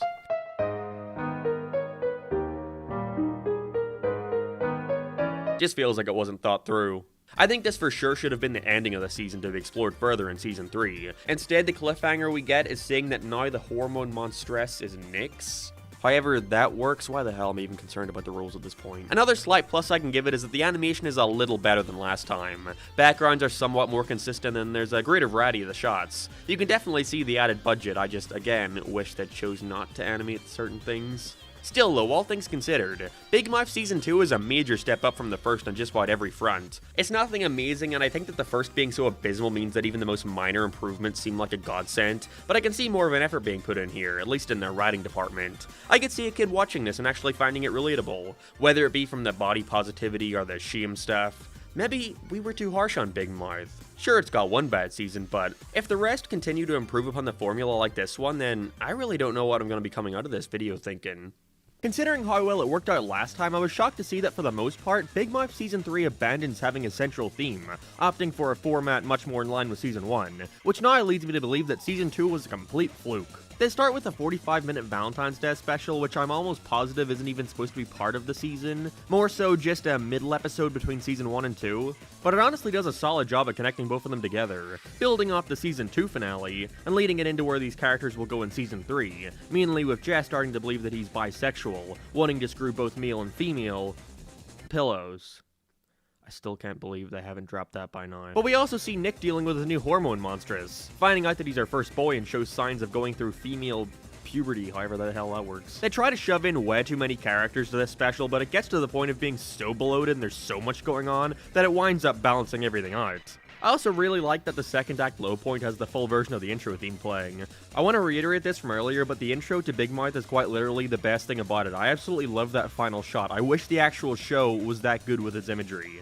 The way she's dressed, she could be a boy, or a girl, or a minion from the Despicable Me franchise. What? Sadly, I don't think the next bunch of episodes does nearly as good a job at following this up, mainly due to the plots they choose. We have a plethora of bizarre, creepy, and not all that interesting choices here, such as Nick getting a smartphone which can talk to him and makes him addicted to it, clearly going for that whole kids these days are glued to their technology theme. They for some reason thought that riveting arc needed a whole 2 episodes dedicated to it. Then we have one where Nick and Andrew are going to Florida to visit Andrew's family, where he falls in love with his cousin and makes out with her. And then the next one continues this with an A, B, and C story that could not be more tone deaf from one another. We have Jessie trying to learn how to masturbate with many more up-close shots of her you know what. Jay is now staying at Nick's house, which makes Nick jealous as he worries that maybe his family likes Jay more than him. Andrew's trying to send a dick pic to his cousin. Sorry, I'm not good with story. I'm more of a joke guy. Don't have to tell me twice. More than any other season, this one definitely feels like they were doing these kinds of plots for the sake of stirring up controversy. Although, ironically enough, what I remember folks being mad about when this came out was the new character in class who talks to everyone about how she's pansexual and starts explaining what it means to all the normies, which is an actual word used. And not to make all you normies shit your Old Navy undies, but I am pansexual. Holy shit. I will say, however, by the last 4 or so it starts to pick up again. Coincidentally, those 4 episodes feel like they directly build off the end of Season 2. There are some good ideas in here that they exaggerate to a degree that adds to the message they're trying to give without going into the territory of being too outlandish. Such as one where the boys make a list of all the girls in their grade, and in response all the girls make one of the boys, creating all this social drama with people being upset or egotistical about their rankings, to the point where an app is made to keep track of it all. I thought that was a pretty solid concept that takes a situation teens may find themselves in and pushes it for the sake of comedy. The depression kitty even comes back around this point. They probably realized how they squandered such a concept, and so aimed to try and actually tackle it with the stress and pressure created by the school's exams, causing Jessie to once again feel like there's no point in anything. How do they solve it this time? Her dad suggests that in the morning she should cycle to school to get her outside and also to exercise. Hey, it's an improvement. Hold the phone, is that f***ing Fortnite? During that episode, all the kids start taking Adderall to help them focus on their exams, which causes their pupils to dilate, which only proves to me how much better these characters look without the creepy gem eyes. Tests rule! I'm like young Sheldon! They then end the season with another pair of episodes that aren't too bad. One where Nick and Missy start to grow feelings for each other and kiss in front of Andrew, and then Nick goes on to say he doesn't even like her, causing Andrew in the finale to blow up at Nick and yells at him for never really being all that great of a friend. Which is true. Again, there's rarely been any sign in this show of these guys actually hanging around each other. So to do something with that got me intrigued. It's too bad this is overshadowed by the strange what-if aspect where all the kids now have superpowers, don't question it. But they end on a good cliffhanger. Nick is now going off to camp for the summer all by himself, which is what the entire next season will focus on, I think. He and Andrew no longer like each other, Jessie is moving, and Missy gets a new hormone monster who encourages her to abandon all of her old friends. I wish the rest of the season were as focused as these last 4, because the other 7 are boring. Other than that, there are two characters that I've failed to mention so far in the series. That's Coach Steve and Matthew. Coach Steve is awful and not funny. His only joke is that Nick Kroll likes to do a funny voice and says random dumb things, and in the first season he's the prime character that turn to when they want to make stupid meta humor. At the end of season 2 he gets fired from being the coach, which had me so relieved as it meant he'd no longer be intruding on these episodes anymore. But no, if anything it only makes him more annoying, because they desperately try to find places to insert him back in for a scene or two. Because God forbid we try to make an episode without the iconic Coach Steve. And so he just shows up every now and then to derail a plot, only to get his job back in the finale. Hooray. Matt is the opposite of Coach Steve, in that I went from really hating his character to actually liking him a lot. In the first season, his character trait is that he's the gay kid, nothing more than a stereotype, which is like nothing, you know? But there's a moment in the second season where he's confronted about this, being nothing more than a gay character used to be mean and insult everyone else, to where we see how the Shame Wizard torments him about this, going into his insecurities of being the only outwardly gay kid in his grade, already adding some depth to him, but they build off of it super well, having him and Jessie connect and become friends, her trying to help him get with another guy they meet during the Valentine's Day episode, the rest of the season showing him trying and feeling to be sincere with the guy, having all this internal pressure which is represented by his hormone monster, which is Maurice. This isn't relevant to much, but I think it's worth pointing out when Big Mouth does something right. I don't know, I feel like in some aspects this is a very easy topic for me. Like, I could endlessly crap on this for an hour and nobody would bat an eye and applaud. Which again is strange to me because usually I see complaints towards criticism in animation along the lines of, why are you wasting time crapping on this? People worked hard on it! Yet when it's a show that's widely hated, that argument goes out the window, I guess. But I want to make sure that I praise the series when they do something genuinely good, because otherwise, what would be constructive about this? Overall, my opinion on the show is very negative. I'd be hard-pressed to call myself a Big Mouth fan. But I could name 50 cartoons worse than this. I can definitely see why people like it at least. General audiences love this show. There's a reason why it's got 6 seasons while a lot of other Netflix cartoons only get 1 or 2. It casts its net very wide. Like, puberty is something everyone goes through, so its target demographic is much larger than a lot of other stuff in the service. This may seem unrelated, but I think it's worth mentioning. I don't like Big Mouth, but I can 100% understand why people do. I went out of my way to reach out to some folks who genuinely enjoy it, and I kept hearing the same thing, that it is willing to go into all these taboo subjects that other shows avoid, that it does force you to sit and look at the gross parts of growing up, and I can see how that would make teenagers watching it maybe feel less alone, but again, though, I don't really need to see a lot of this stuff. Big Mouth Season 3 is probably in between 1 and 2 in my opinion. 2 is alright and 1 is pretty bad the whole way through, and while a large chunk of Season 3 is like 1 in that regard, those last few episodes reminded me of the best of 2, and I can only hope now that they're aiming to have the next season entirely focus on one setting with a set of characters, that it causes things to be even more focused on the character dynamics. Let's see. I mean, the main characters are kids, but the show is so filthy. It's too much. I am extremely happy to say that Season 4 of Big Mouth might just be their best yet. It didn't go in the direction I was expecting, and I know being the best season of Big Mouth isn't exactly high praise, as in reality it's just okay. But credit where credit's due. I didn't think this one was all that bad, even if it does fall into a lot of the same traps as the previous seasons. Didn't need an entire episode about masturbation. Initially, I figured this entire thing would take place during a summer camp, but no. Only the first 3 episodes are, with the rest taking place back in their regular school. With them not even really doing all that much here that relates to camp, it really is just a change of background scenery, as an excuse to have Nick and Andrew rekindle their friendship. Baba Booey. I liked this whole thing though. Andrew getting the upper hand for once and befriending all of Nick's camp buddies like Seth Rogen child, and they even introduce a trans character, and I think they tackle that stuff pretty well. But this stuff is all but forgotten after summer ends and they all go back to school to see how everyone has changed over the past few months. Jay and Lola are now dating, and Missy is acting completely different. See, you can tell because she has a new haircut. And some new creatures have followed them home, the anxiety mosquitoes. Yeah, so this is a season all about the subject of anxieties and the different ways they can take form. A move which I'm glad they took, was once again it allows them to keep building off this concept the whole way through. Everyone's anxiety getting the better of them before ultimately in the end managing to overcome it. After a whole bunch of nothing and making yet another episode about him wanting to get with his cousin that ends with him off to the corpse of his grandfather, Andrew out of nowhere starts to worry about death, overcome with dread at the fact that it lurks around every corner and that he really has no control over it. Missy is struggling with her image after she starts to get more in touch with her own culture after feeling like her family were trying to suppress it. Can you guess how they tackle this progressive subject? With a Black Panther parody, obviously. It feels like Wakanda. Speaking...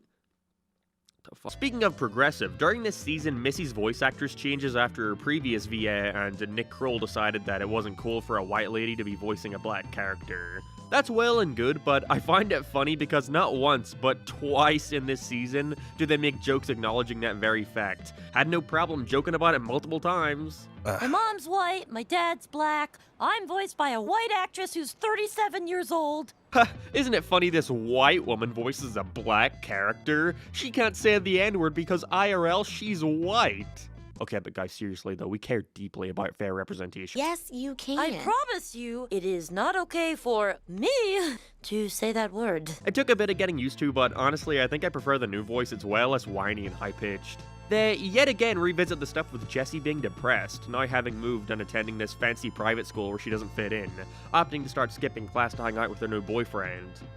It's kind of it for the most part until the ending. Nick definitely gets the most attention, which makes sense, especially considering that so far I'm not all that sure about why I'm supposed to like him as our protagonist, because he's been nothing but an asshole for a majority of the show. But here we get to see more of his insecurities start to shine through and overcome him, due to the anxiety mosquitoes. We see that his biggest fear is dying alone, feeling like nobody will ever love him, which is sad. They show how he actually has feelings for Jessie that comes out of nowhere. They have not even implied anything with them since like the start of season 1. But because of this, seeing her with her new boyfriend ignites these emotions from him, which is followed up in possibly the strangest episode in the entire series at this point. So, out of nowhere, we suddenly see the life of future Nick, where he's a big shot comedian. I sure do love when creators insert themselves into their own shows and make themselves celebrities. The guy even calls himself Nick Star. But we see that the world is all desolate and on the brink of destruction, to where Nick has to return to his hometown to attend the funeral of his friend wait a minute. That's the same exact plot as the South Park Future special, and this one came out first, what the hell? He goes back so he can confess his love to Jessie so they can escape the Earth together before it blows up, in which they do and are about to frick each other. Also, I like how they show restraint in showing adult Jessie's private parts but not kid Jessie, whoa. But then she reveals it was all a trick, she blows everyone up, and Nick realizes that he truly is all alone in the world. Oh yeah, and it was all in his imagination. Love it. This episode honestly isn't very good. Way too much of it is just showing us what the future looks like instead of telling an actual story. Like, Jessie isn't even introduced until the last 10 minutes, but just remember this stuff. It comes back later, I promise. After this, there's a Halloween special, which I genuinely think may be the best episode in the entire series. It is genuinely kind of alright. Showing all the kids enter a haunted house where they're drugged and experience their own personal living hells, where they then have to overcome what's causing them all this stress and anxiety. Andrew learns that there's nothing he can do to stop his eventual death, so there's no use in stressing about it. Missy learns that she doesn't have to act one single way, and that she's made up of all different and varied sides to herself. Matthew, oh yeah, his mother learned that he was gay earlier on, realizes that it's not the end of the world now that she knows, and that ultimately everything will be fine. And Jessie learns that while she can't stop the negative stuff going on in her life, she can at the very least have gratitude for the little things that she may take for granted in her everyday, seeing that there's a lot to appreciate about her life. They all have a nice little arc. Everyone but Nick, who learns the message of always protecting himself and never putting himself out there so he'll never get hurt. His future self even returns by the end to ensure him that by choosing this option he'll be cementing being alone for the rest of his life. This is the best episode, but I couldn't even recommend checking it out, because it relies so much on the build-up of the previous stuff, which is pretty hit or miss. Like the one from 2 episodes ago where it's just 4 random stories of the characters all jerking off, you know, it's not that amazing. But the finale builds off this one, although possibly in the worst way it could have. Because Nick wakes up to see that he's now a lost soul, his body having been possessed by future Nick. Okay, why is he doing this? How did future Nick travel back in time to get here? So did he really meet his future self in the Halloween episode, or was it from the drugs? Never said. The whole point is to show everyone trying to act on what they learned in the last episode, only for future Nick to come around and undo that progress, where Ghost Nick then has to try and uplift his friends again. It's a little too fantastical for my tastes. Like, it does a thing similar to the end of Season 2 where their solutions to this stuff is too simple. Like, Jessie sees that helping Nick makes her less depressed, which I'm pretty sure is the exact wording she chooses, but like, it would distract her from it, sure, but not make it shrink. There's a lot of moments in this show where they treat these emotions super simply, and I'm beginning to accept that that's all they'll really do with them. Which wouldn't be bad if they weren't treating this like it's the most groundbreaking advice ever. Hey guys, here's some helpful tips to being less depressed. Number 1, exercise. Number 2, take on your friends' problems too. Number 3, I like the moment at the end where Nick goes inside his own body and has to face the embodiment of his own anxieties, learning to accept and embrace them as a part of him, overall ending the season on a fine note. Like I said, this was probably their best season yet. I enjoy aspects of 2 more, but it has stuff like the awful abortion episode and stuff, so I definitely feel 4 is more consistently alright. I have no idea where they can go from here, though. Like, Nick is now in love with Jessie, but all the other characters feel as if they're getting to a point where there's not much to do with them. You know, this is the 3rd season in a row where Jessie's learned to deal with her own depression, so let's see where they take us in Season 5. Season 5 of Big Mouth is all about love, with Jessie and Nick both getting a love bug. However, despite this being because Nick wants to get with Jessie, she on the other hand wants to get with the new girl from last season, Allie. You can see the conflict of interest here. I understand why they do this formula of introducing a new creature every season, so they're not bombarding you with all these guys at once. Also, because I don't think they ever thought that far ahead. But it just leaves me asking more questions. Like, wasn't Andrew madly in love with Missy during season 1 and 2, yet he never got a love bug? But the second Nick starts liking Jessie, it shows up for him? Boy, I sure hope somebody got fired for that blunder. Nick Kroll. The main issue I have with this season is how it lacks any kind of direction until the ending. They bring back a bunch of old stuff like continuing Jay and Lola's war from the last season after they break up.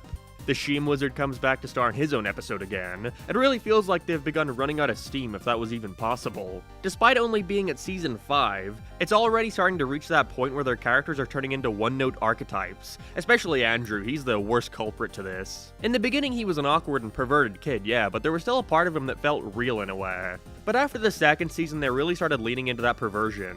To the point where it just feels like they took Jay's character from early on and replaced it with Andrew because now Jay has bisexual adventures to go on.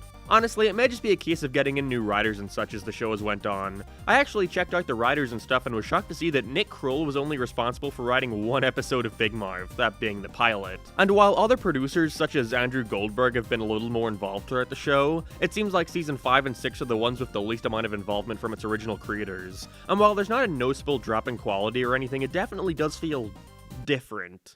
Like a lot of them though, it does begin to pick up by the last few episodes. Over time, we're also introduced to another new creature, the Heat Worm, which Missy gets after becoming jealous over Jessie and Allie stealing her idea or something, I don't know, which causes her to go online and epically troll them all.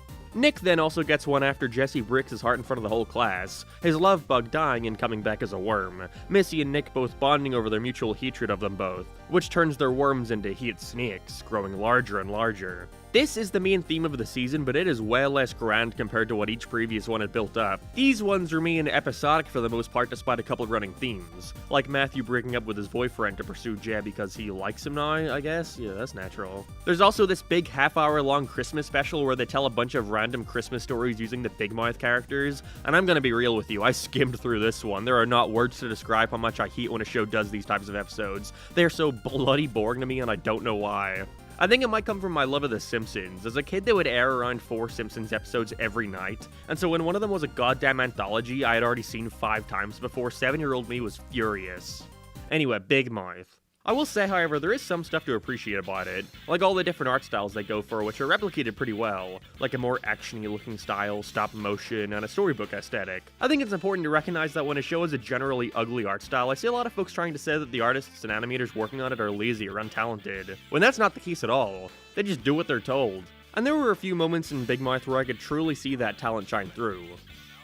You know, all this stuff. The puppets they use for in-between the stories also look great. There's plenty to love here, but I just can't get with a bunch of random inconsequential stories. It ain't my thing. You know what definitely ain't my thing? The finale. So, by the end of the season, Nick realizes that he is like bad or something, and accidentally gets transported back into the monster world with no way out, and so Andrew and Maurice have got to go and find him. This is then followed up by Nick having to go and talk to the head of human resources, which is Nick Kroll standing on a green screen, and it becomes painfully obvious that this guy freaking loves himself. You're using me and this whole show to work through your own from when you were a kid? Well, mine and all the other writers, but yeah, mostly mine. He basically just stands there explaining the entire plot of the show to Nick. Him realizing that he's just a cartoon character that's used to vent about stuff that happened to Mr. Kroll as a kid. And they make a bunch of jokes like, yeah, I do this, and then, look, we're even writing the episode right now. But I don't think the guy did a single thing in this season other than voice the characters and stand here like a goober. I can see why this is funny in a meta way, but it comes off as super lame to me. This joke works in random comedies like Uncle Grandpa or Chowder. Well, Uncle G, did you find out the meaning of your life? Yeah, some bald guy drew me when he was bored. But for Big Mouth, where the entire gimmick of the series is kids learning how to deal with how rapidly things change during puberty, to have smug-ass Nick Kroll stand there and basically give Nick the advice he needs comes off super lazy and basic. But alas, it works. Nick learns to stop drinking that Heaterade, and his heat snake turns back into a love bug. Hooray. Hold on, you voice me? Yeah. Oh, bummer. I thought I was Will Arnett. Well, maybe people think that I'm Bojack. No, nobody thinks that. Yeah, I know. Jesse also realizes to not be such a dick and apologizes to Missy, which too turns her hate into love, ending the season on a nice little note. Season 5 definitely feels like the turning point for Big Mouth. Season 4 already felt as if it could have been the finale to the series. It even ended on all the monsters singing about the themes of the shows. Who knows, maybe they initially thought that would be the end of the show, before getting picked up again. But all the characters really seemed like they had reached a natural conclusion to their arcs, and from this point on it's like they don't know what to do with them anymore, so they keep adding in more and more monsters hoping it creates more conflict. Still though, it was fine. There wasn't really any glaring issues with it, although maybe at this point I'm just becoming numb to all the bad stuff and I'm just looking for any glimmer of hope I can deem from it. But even then, Season 5 is without a doubt the least memorable. Next up is the most recent season, number 6. After this, we're finally done. But I'm mostly curious, before we end, are they gonna get the series back on track or continue to derail from what the show started as? Because it's Big Mouth! These people are sick! Here we go, the final season of Big Mouth. May just be the worst yet. I think there are other seasons of Big Mouth that have much worse episodes, but 6 overall just has the least amount of interesting ones. It is such a boring season. That also might have to do with me running out of steam while viewing these. It's been a week of non-stop Big Mouth. It has not been fun, I'll tell you that much. There is no real theme for this one. It's bizarre how they keep switching back and forth on that. But Nick meets his Scottish grandfather who eventually moves into their house to his mother's dismay. Missy likes this new boy who turns out to be asexual. She has literally nothing to do with the main cast anymore. And so basically that's why my voice sounds a little different now. Oh, it sounds like eventually they made the right choice. Matthew needs to break up with Jazz, he's become too nice, and Andrew's parents have been increasingly fighting more and more. Oh yeah, also, don't question why Maurice is pregnant sometimes in these clips, and then who this little smaller hormone monster is. Apparently in the Human Resources spin-off, Maury and Connie are gonna have a baby together, which I guess then transfers into Big Mouth.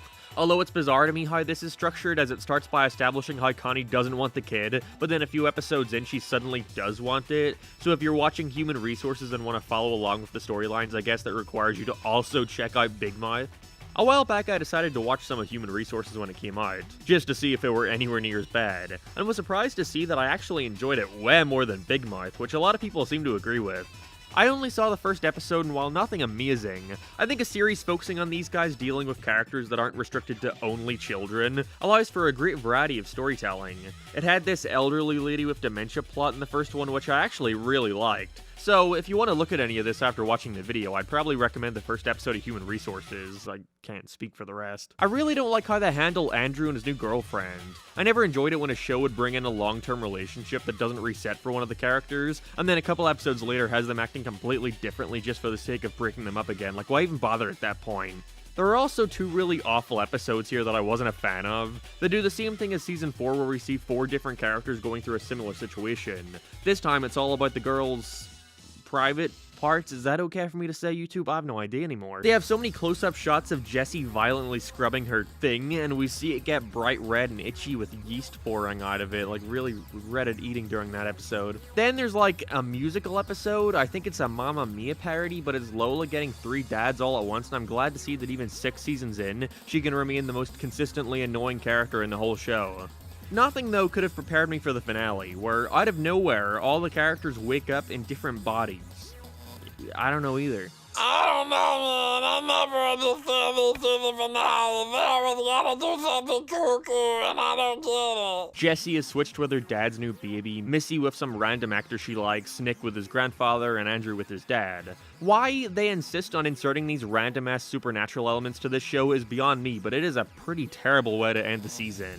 Basically, they're just able to fix whatever problem was currently facing them because who they're switched with relates to it. Problem solved. Andrew's parents have made up, Nick's dad is back to being nice, Jessie learns to accept her new sister, and Missy learns that it's okay if her new boyfriend is asexual. Hooray for all. And that's Big Mouth. I really wish I had more to say about these past couple seasons. I realize now that I spent like 20 minutes talking about the first and 5 for the last. But I think that only goes to show how much the series feels like it's just out of energy. It feels drained, like there's no more ground to cover. Recounting back to season 1 honestly made it sound kinda quaint, when it was just these 5 characters going through their regular lives with a monster following them around. Now we follow like 20 characters and their additional 40 monsters who rarely ever even speak to each other anymore, as they learn the same messages over and over again. It at least seems that Season 6 hasn't left on a cliffhanger, which they usually do, which I hope means that with the next one, they aim to start fresh and get back to basics in a way. Scale back and focus on what...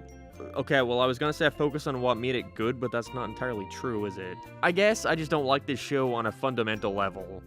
Such a contrarian, I know. But what pains me most is that I really love the idea behind Big Mouth, exploring everything that comes with growing up in a non-episodic format, where characters can grow and change over time and that isn't reset every 22 minutes. Where it falters is the lack of restraint shown by the writers who clearly had a background in writing for Family Guy. There is merit to that sort of style, and again, I can completely understand why some folks liked that very aspect of it, but it just doesn't do it for me.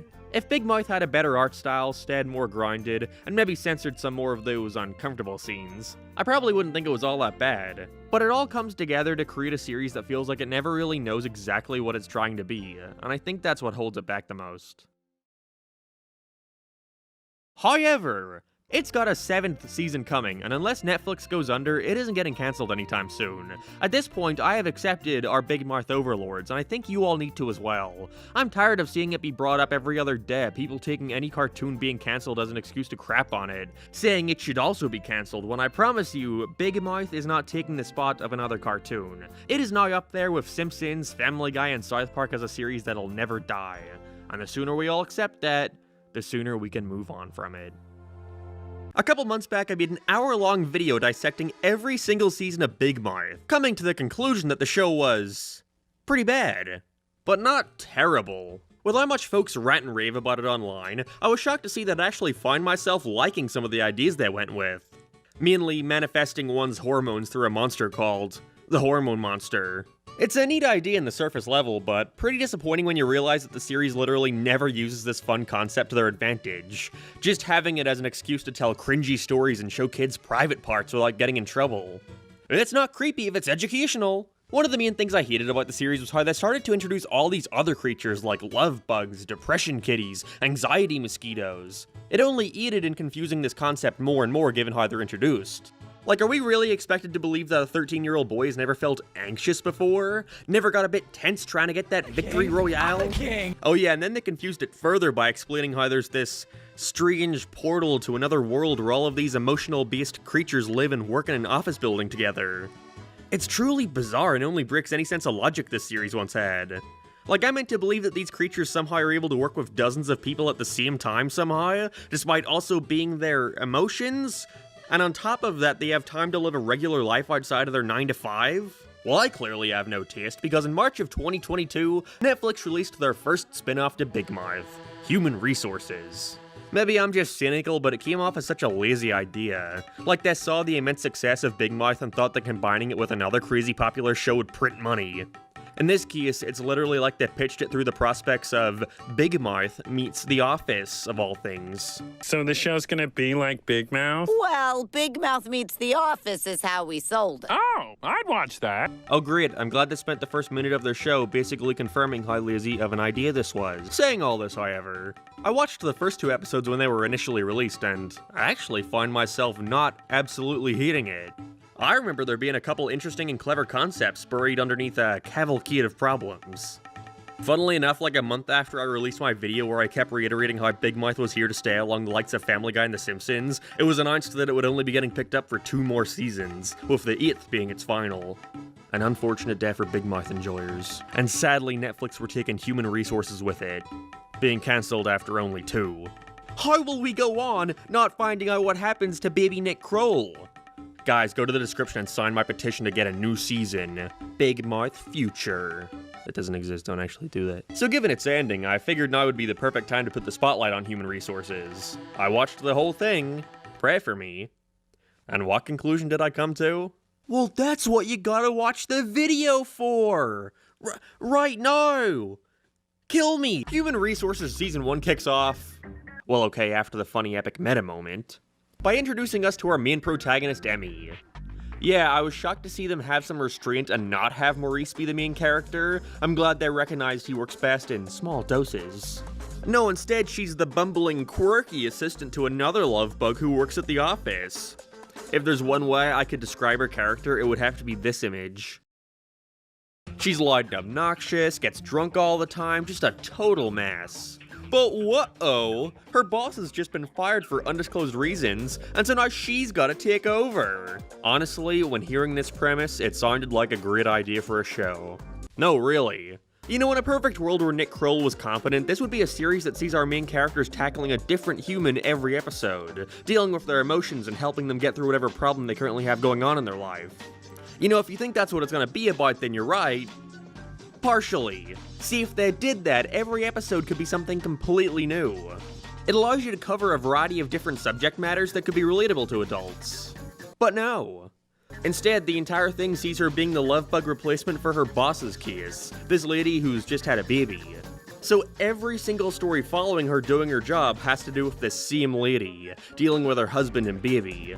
The variety instead comes from the other creatures and who they're following. However, it's the same people every time. This guy who likes basketball, this old lady. There are certain episodes where they go into showing them overseeing new characters, and what do you know? They end up being some of the most interesting out of the entire show. Like, there's this one where we follow a girl in high school who's going to the same college as her girlfriend. Only issue is she just got accepted into a better school. So now she's got to decide whether or not to follow her love bug or her business goblin, her sensible something. Gonna be honest, I did not bother remembering her name. It's bizarre because when I describe it, you can't help but wonder how they could fuck this up so bad. They had gold here with the premise to human resources. Every episode can mix and match different emotions together to see how they work off each other, to end on delivering some profound message about the way people think and how their feelings can either clash or harmonize. But they never really execute upon this. They're more interested in using this setup as a jumping ground for their hilarious jokes. Follow me on TikTok. You are on TikTok? Yeah, I invented a dance called the Leaky Diaper. I have 2 likes. That's also not to mention we spend just as much time in the monster world, which defeats the whole fucking purpose and only confuses things tenfold. They don't even bother trying to explain how the rules work here. They knew it made no sense. Again, it bears repeating because this is the groundwork to your show. How is a monster supposed to deal with a person's single emotion, be ready to be called upon at a second's notice, but somehow works a 9 to 5 and still has time to go back to their office to do monster paperwork and stuff, while doing all that for multiple people at the same time? Why would God do this? Most episodes not only have an S story, but also a B story and a C story. And because of this, none of them are allowed to be fleshed out that much because the writers want to cram in as many creatures into these 10 episodes as feasibly possible. They expect you to treat this like it's The Office. They expect you to care about every single one of these monsters and what they've got going on in their life. If anything, I'd argue they spend more time on their workplace shenanigans compared to their infinitely more interesting job. Oh wow. The rock guy has fallen in love with love bug number 3, but she's dating another guy. Wait a second, is that guy? But that's Emmy's old boyfriend. How is she gonna react to this? Boy, I sure can't wait for this riveting payoff. Like, I genuinely think that's how the writers expect you to react to this shit. They bring back all your favorite big mouth characters like Maury, Girl Hormone Monster, Connie, I think, Depression Kitty, and the Shame Wizard, all back again to do the exact same things they did in Big Mouth. See, it's kind of hard to have a show focusing on any one of these guys when you know how they're going to react to every situation. The depression kitty wants to make Emmy's client depressed? Who could have guessed? The hormone monster talks about dick and sex. Really breaking new ground there, aren't we? They become so desperate to recapture the lightning in a bottle that was Big Mouth, that for an episode they literally just have Andrew come back to make the same jokes he makes in Big Mouth. I get it, he jerks off. I just don't see what the point in this show was. I'd get it if this was like a sequel series or something, but no, they're running concurrently. There are plot threads set up in human resources that you have to watch Big Mouth for to get the payoff, and vice versa. For example, in Big Mouth, one of the fucking seasons, I don't know, I'm not watching it again, Maury's randomly pregnant all of a sudden. I guess people really need to watch the spin-off? Yeah, they watched it. You didn't watch it? I can't watch shows with my friends in them. It just takes me right out. So that's fine, I guess, he's just now pregnant. But he gives birth to the baby on Big Mouth, not human resources. I hope you like both of these shows, because if you want to follow along with the plot, you gotta watch both shows in order. But I guess fuck me for caring about the plot of Big Mouth, that was my mistake. It all comes off as a desperate attempt to force viewers into watching both shows. Evidently, the attempt did not work. And speaking of not working, it's so ugly. I don't know how they managed to make it look worse than Big Mouth. These new monster designs, while fine in certain places, I actually like the Logic Rock guy a ton. He's probably the best character in the entire Big Mouth franchise. But we have others who are just hideous like... what's her fucking name? Like the other show that I've said the name of too many times, the only moment where they ever try to get ambitious with the animation is during their musical numbers, which are just as disturbing and gross as said unmentionable previous show. I'm afraid if I say it again, Nick Kroll is gonna come out of my mirror and do stand-up comedy for me. Like, I didn't need to see up-close shots of a woman's nipples singing while covered in sores and cuts from her baby biting it. It's terrible. Okay. Is there anything I like about the show? No, that's a joke, okay, for real this time. There is actually one subplot in Human Resources that I like a lot. It's the only one that I feel like fully executed the great potential for the series. We're introduced to this old lady living in an old folks home. Emmy is mentoring this guy love bug to realize what it truly means to feel love or some junk. We see them escape into her memories, revisiting all these special times in her life, before everything starts to crumble apart and it's revealed that she has Alzheimer's. They're able to visualize her mind collapsing the second her immersion is ruined with her freaking out and not recognizing her son. It's really strong and well done. Emmy learning how fine the line there is between love and hate. The meal love bug, didn't remember the name, seeing how overindulging in this love for her past memories can actually be a bad thing. I wasn't expecting them to bring her back, but they do towards the end of the season, with her granddaughter, who was actually the trans kid from the summer camp season of Big Mouth, taking her out on an adventure. The love bug slowly realizing that she's dying and he's not ready for that. He wants to keep reliving these memories till the end of time.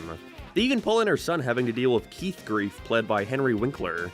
Him having to accept that his mother won't be around for much longer and he has to process that before it's too late. They actually had the balls to end it with her dying, and it's one of the only moments in the entire season where they set something up and gave it a satisfying payoff.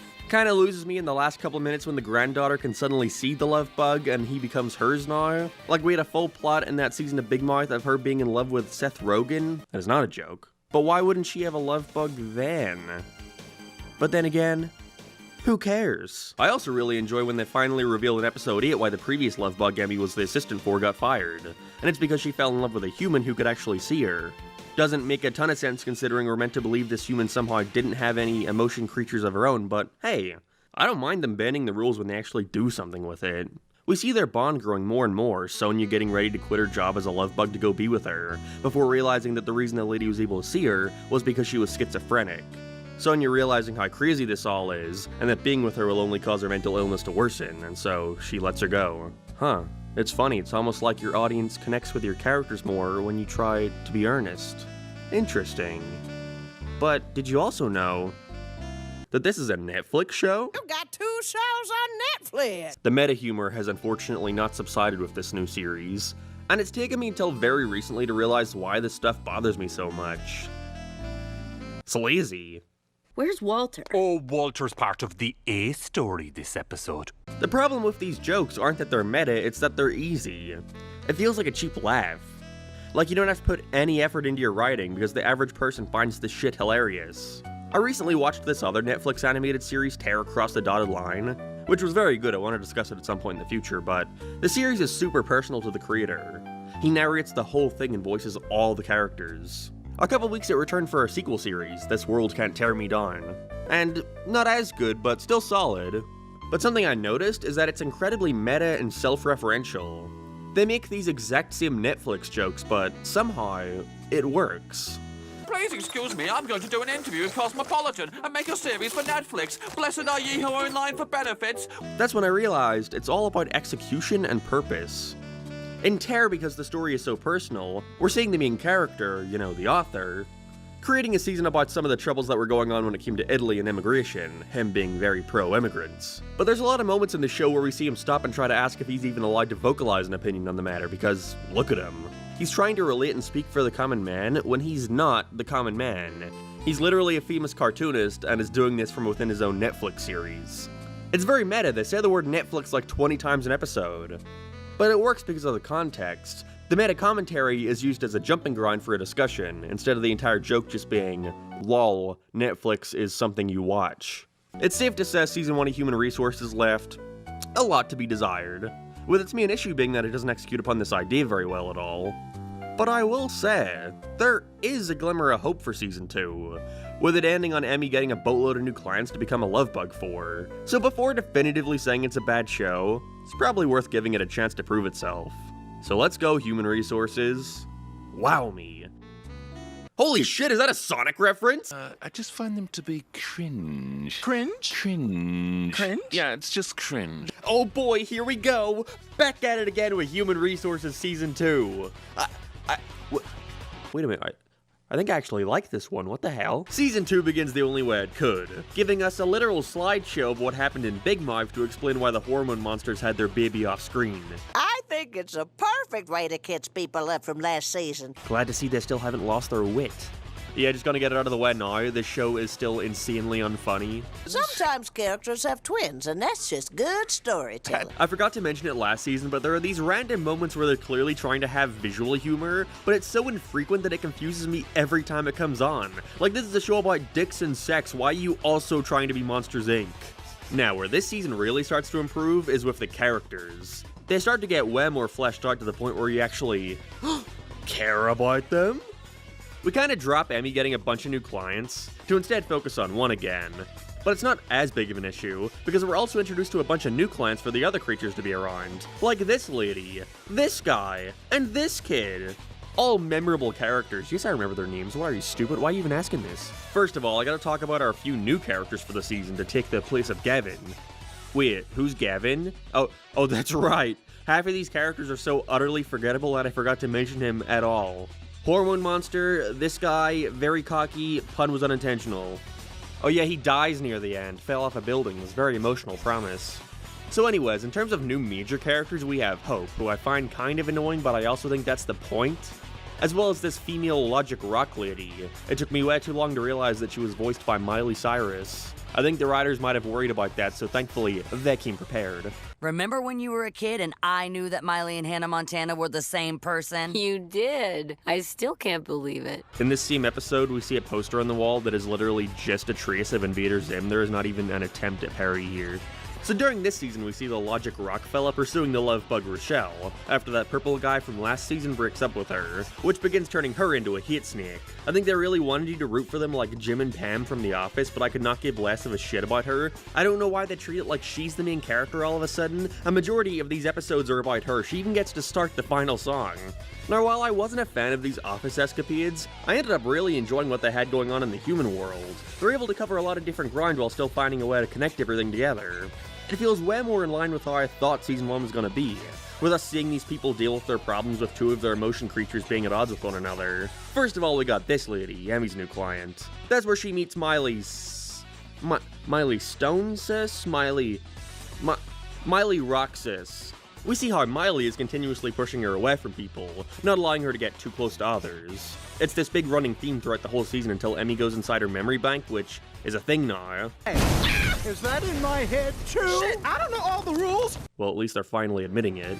But she finds out that her client had a super close relationship with her mother, but when she got cancer and was suffering in hospital, they didn't want to face it and chose to ignore her, never seeing her mum until one day getting the news that she died. On the other hand, we follow along our meal love bug. I'm so sorry, I could just Google the names, but I really don't want to. We see him helping an old man who's just lost his wife. He kinda has to learn the exact same thing as last season, to stop holding on to past memories and to move forward. But they also throw in a great message of the man finally needing to discover more about himself now that his wife is gone, and so he starts trying to branch out and find a partner again. This is when Emmy's client sees the old man on a date with another woman, and it's revealed that she's his daughter! Whoa! I was somehow not expecting that. Now both of these disparate plot threads have started to intertwine, and we begin to see the way in which both of these creatures have been helping their clients start to clash. The daughter not being able to handle that her dad is finally moving on and letting others in. On top of that, we've also got this lady who's an acclaimed author but can't seem to find people she can connect with. People either treating her differently for her disability, or simply trying to use her as a stepping stool to move higher up in their industry. It follows through really well with another great episode, where we follow a boy who's got a disability that prevents him from speaking, yet he wants a toy truck. And so we see the creatures trying to find a way for him to communicate to his parents. Now, the same author lady has been advocating for this kid the whole season, because of the way his school has been mistreating him because of his disability. But when he finally does begin to communicate with his parents and they praise him for it, she starts to worry that it'll just be a repeat of what happened with her mother. That because he was able to overcome his disability, they'll start expecting stuff from him that he just simply can't accomplish, which results in her blowing up at the parents, telling them to stop praising him. It's such a tonal whiplash compared to last season to see the writers actually managing to allow scenes to play out, with no fear of needing wacky sex jokes every 10 seconds. Now don't worry, Hormone Monster fans, there is just as much Hormone Monster goodness as before, although now with the addition of a kid character. Because that always works. It's mainly just your average plots you'd expect from there being a kid now, who can also somehow rapidly age. Oh, they're playing sports together, but the kid is better than the adults. Oh no, he doesn't want to follow the family business of being a hormone monster. He wants to be a shame wizard. What college is he gonna go to? That shit. You know, at least when I have my expectations for these characters so low already, I can just kinda tune these scenes out and turn my brain off.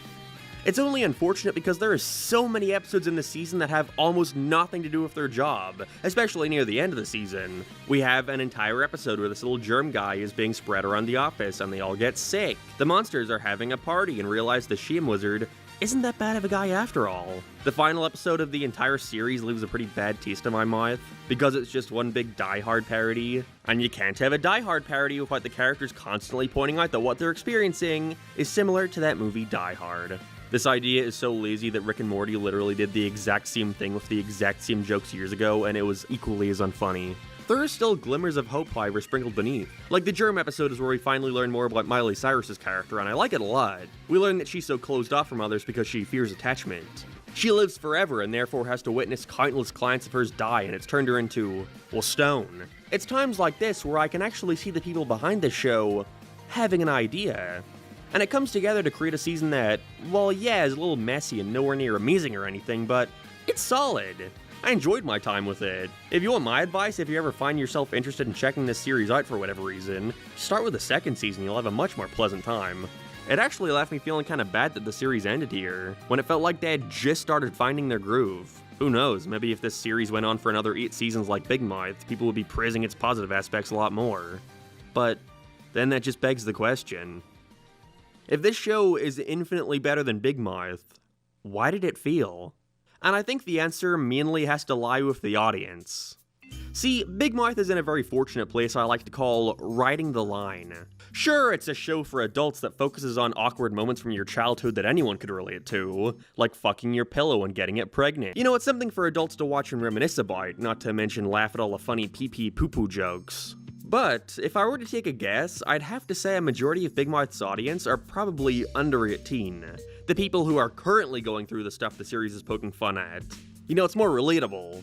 Well, not to mention also laugh at all the funny pee-pee poo-poo jokes. Kids want to watch a show for adults that still appeals to their younger sense of humor, and adults want to revel in a bit of absurdity every now and then, as levity from their terrible adult lives. You know, it's like if Family Guy created their Cleveland show spin-off, but instead of it just being Family Guy, again, It was a workplace comedy where every episode we see some story revolving around Cleveland. What was his job in that show? A cable TV installer? I'm enthralled. This shit isn't appealing to kids, and I can't imagine the adults market was large enough to warrant another season. Even still though, Human Resources is pretty alright. I'm just glad we're approaching the end of Nick Kroll's reign of terror. No, I'm not making a video on Big Mouth Season 7 and 8. What are you, crazy? No, that would just be absurd. I couldn't do that to myself. Help me.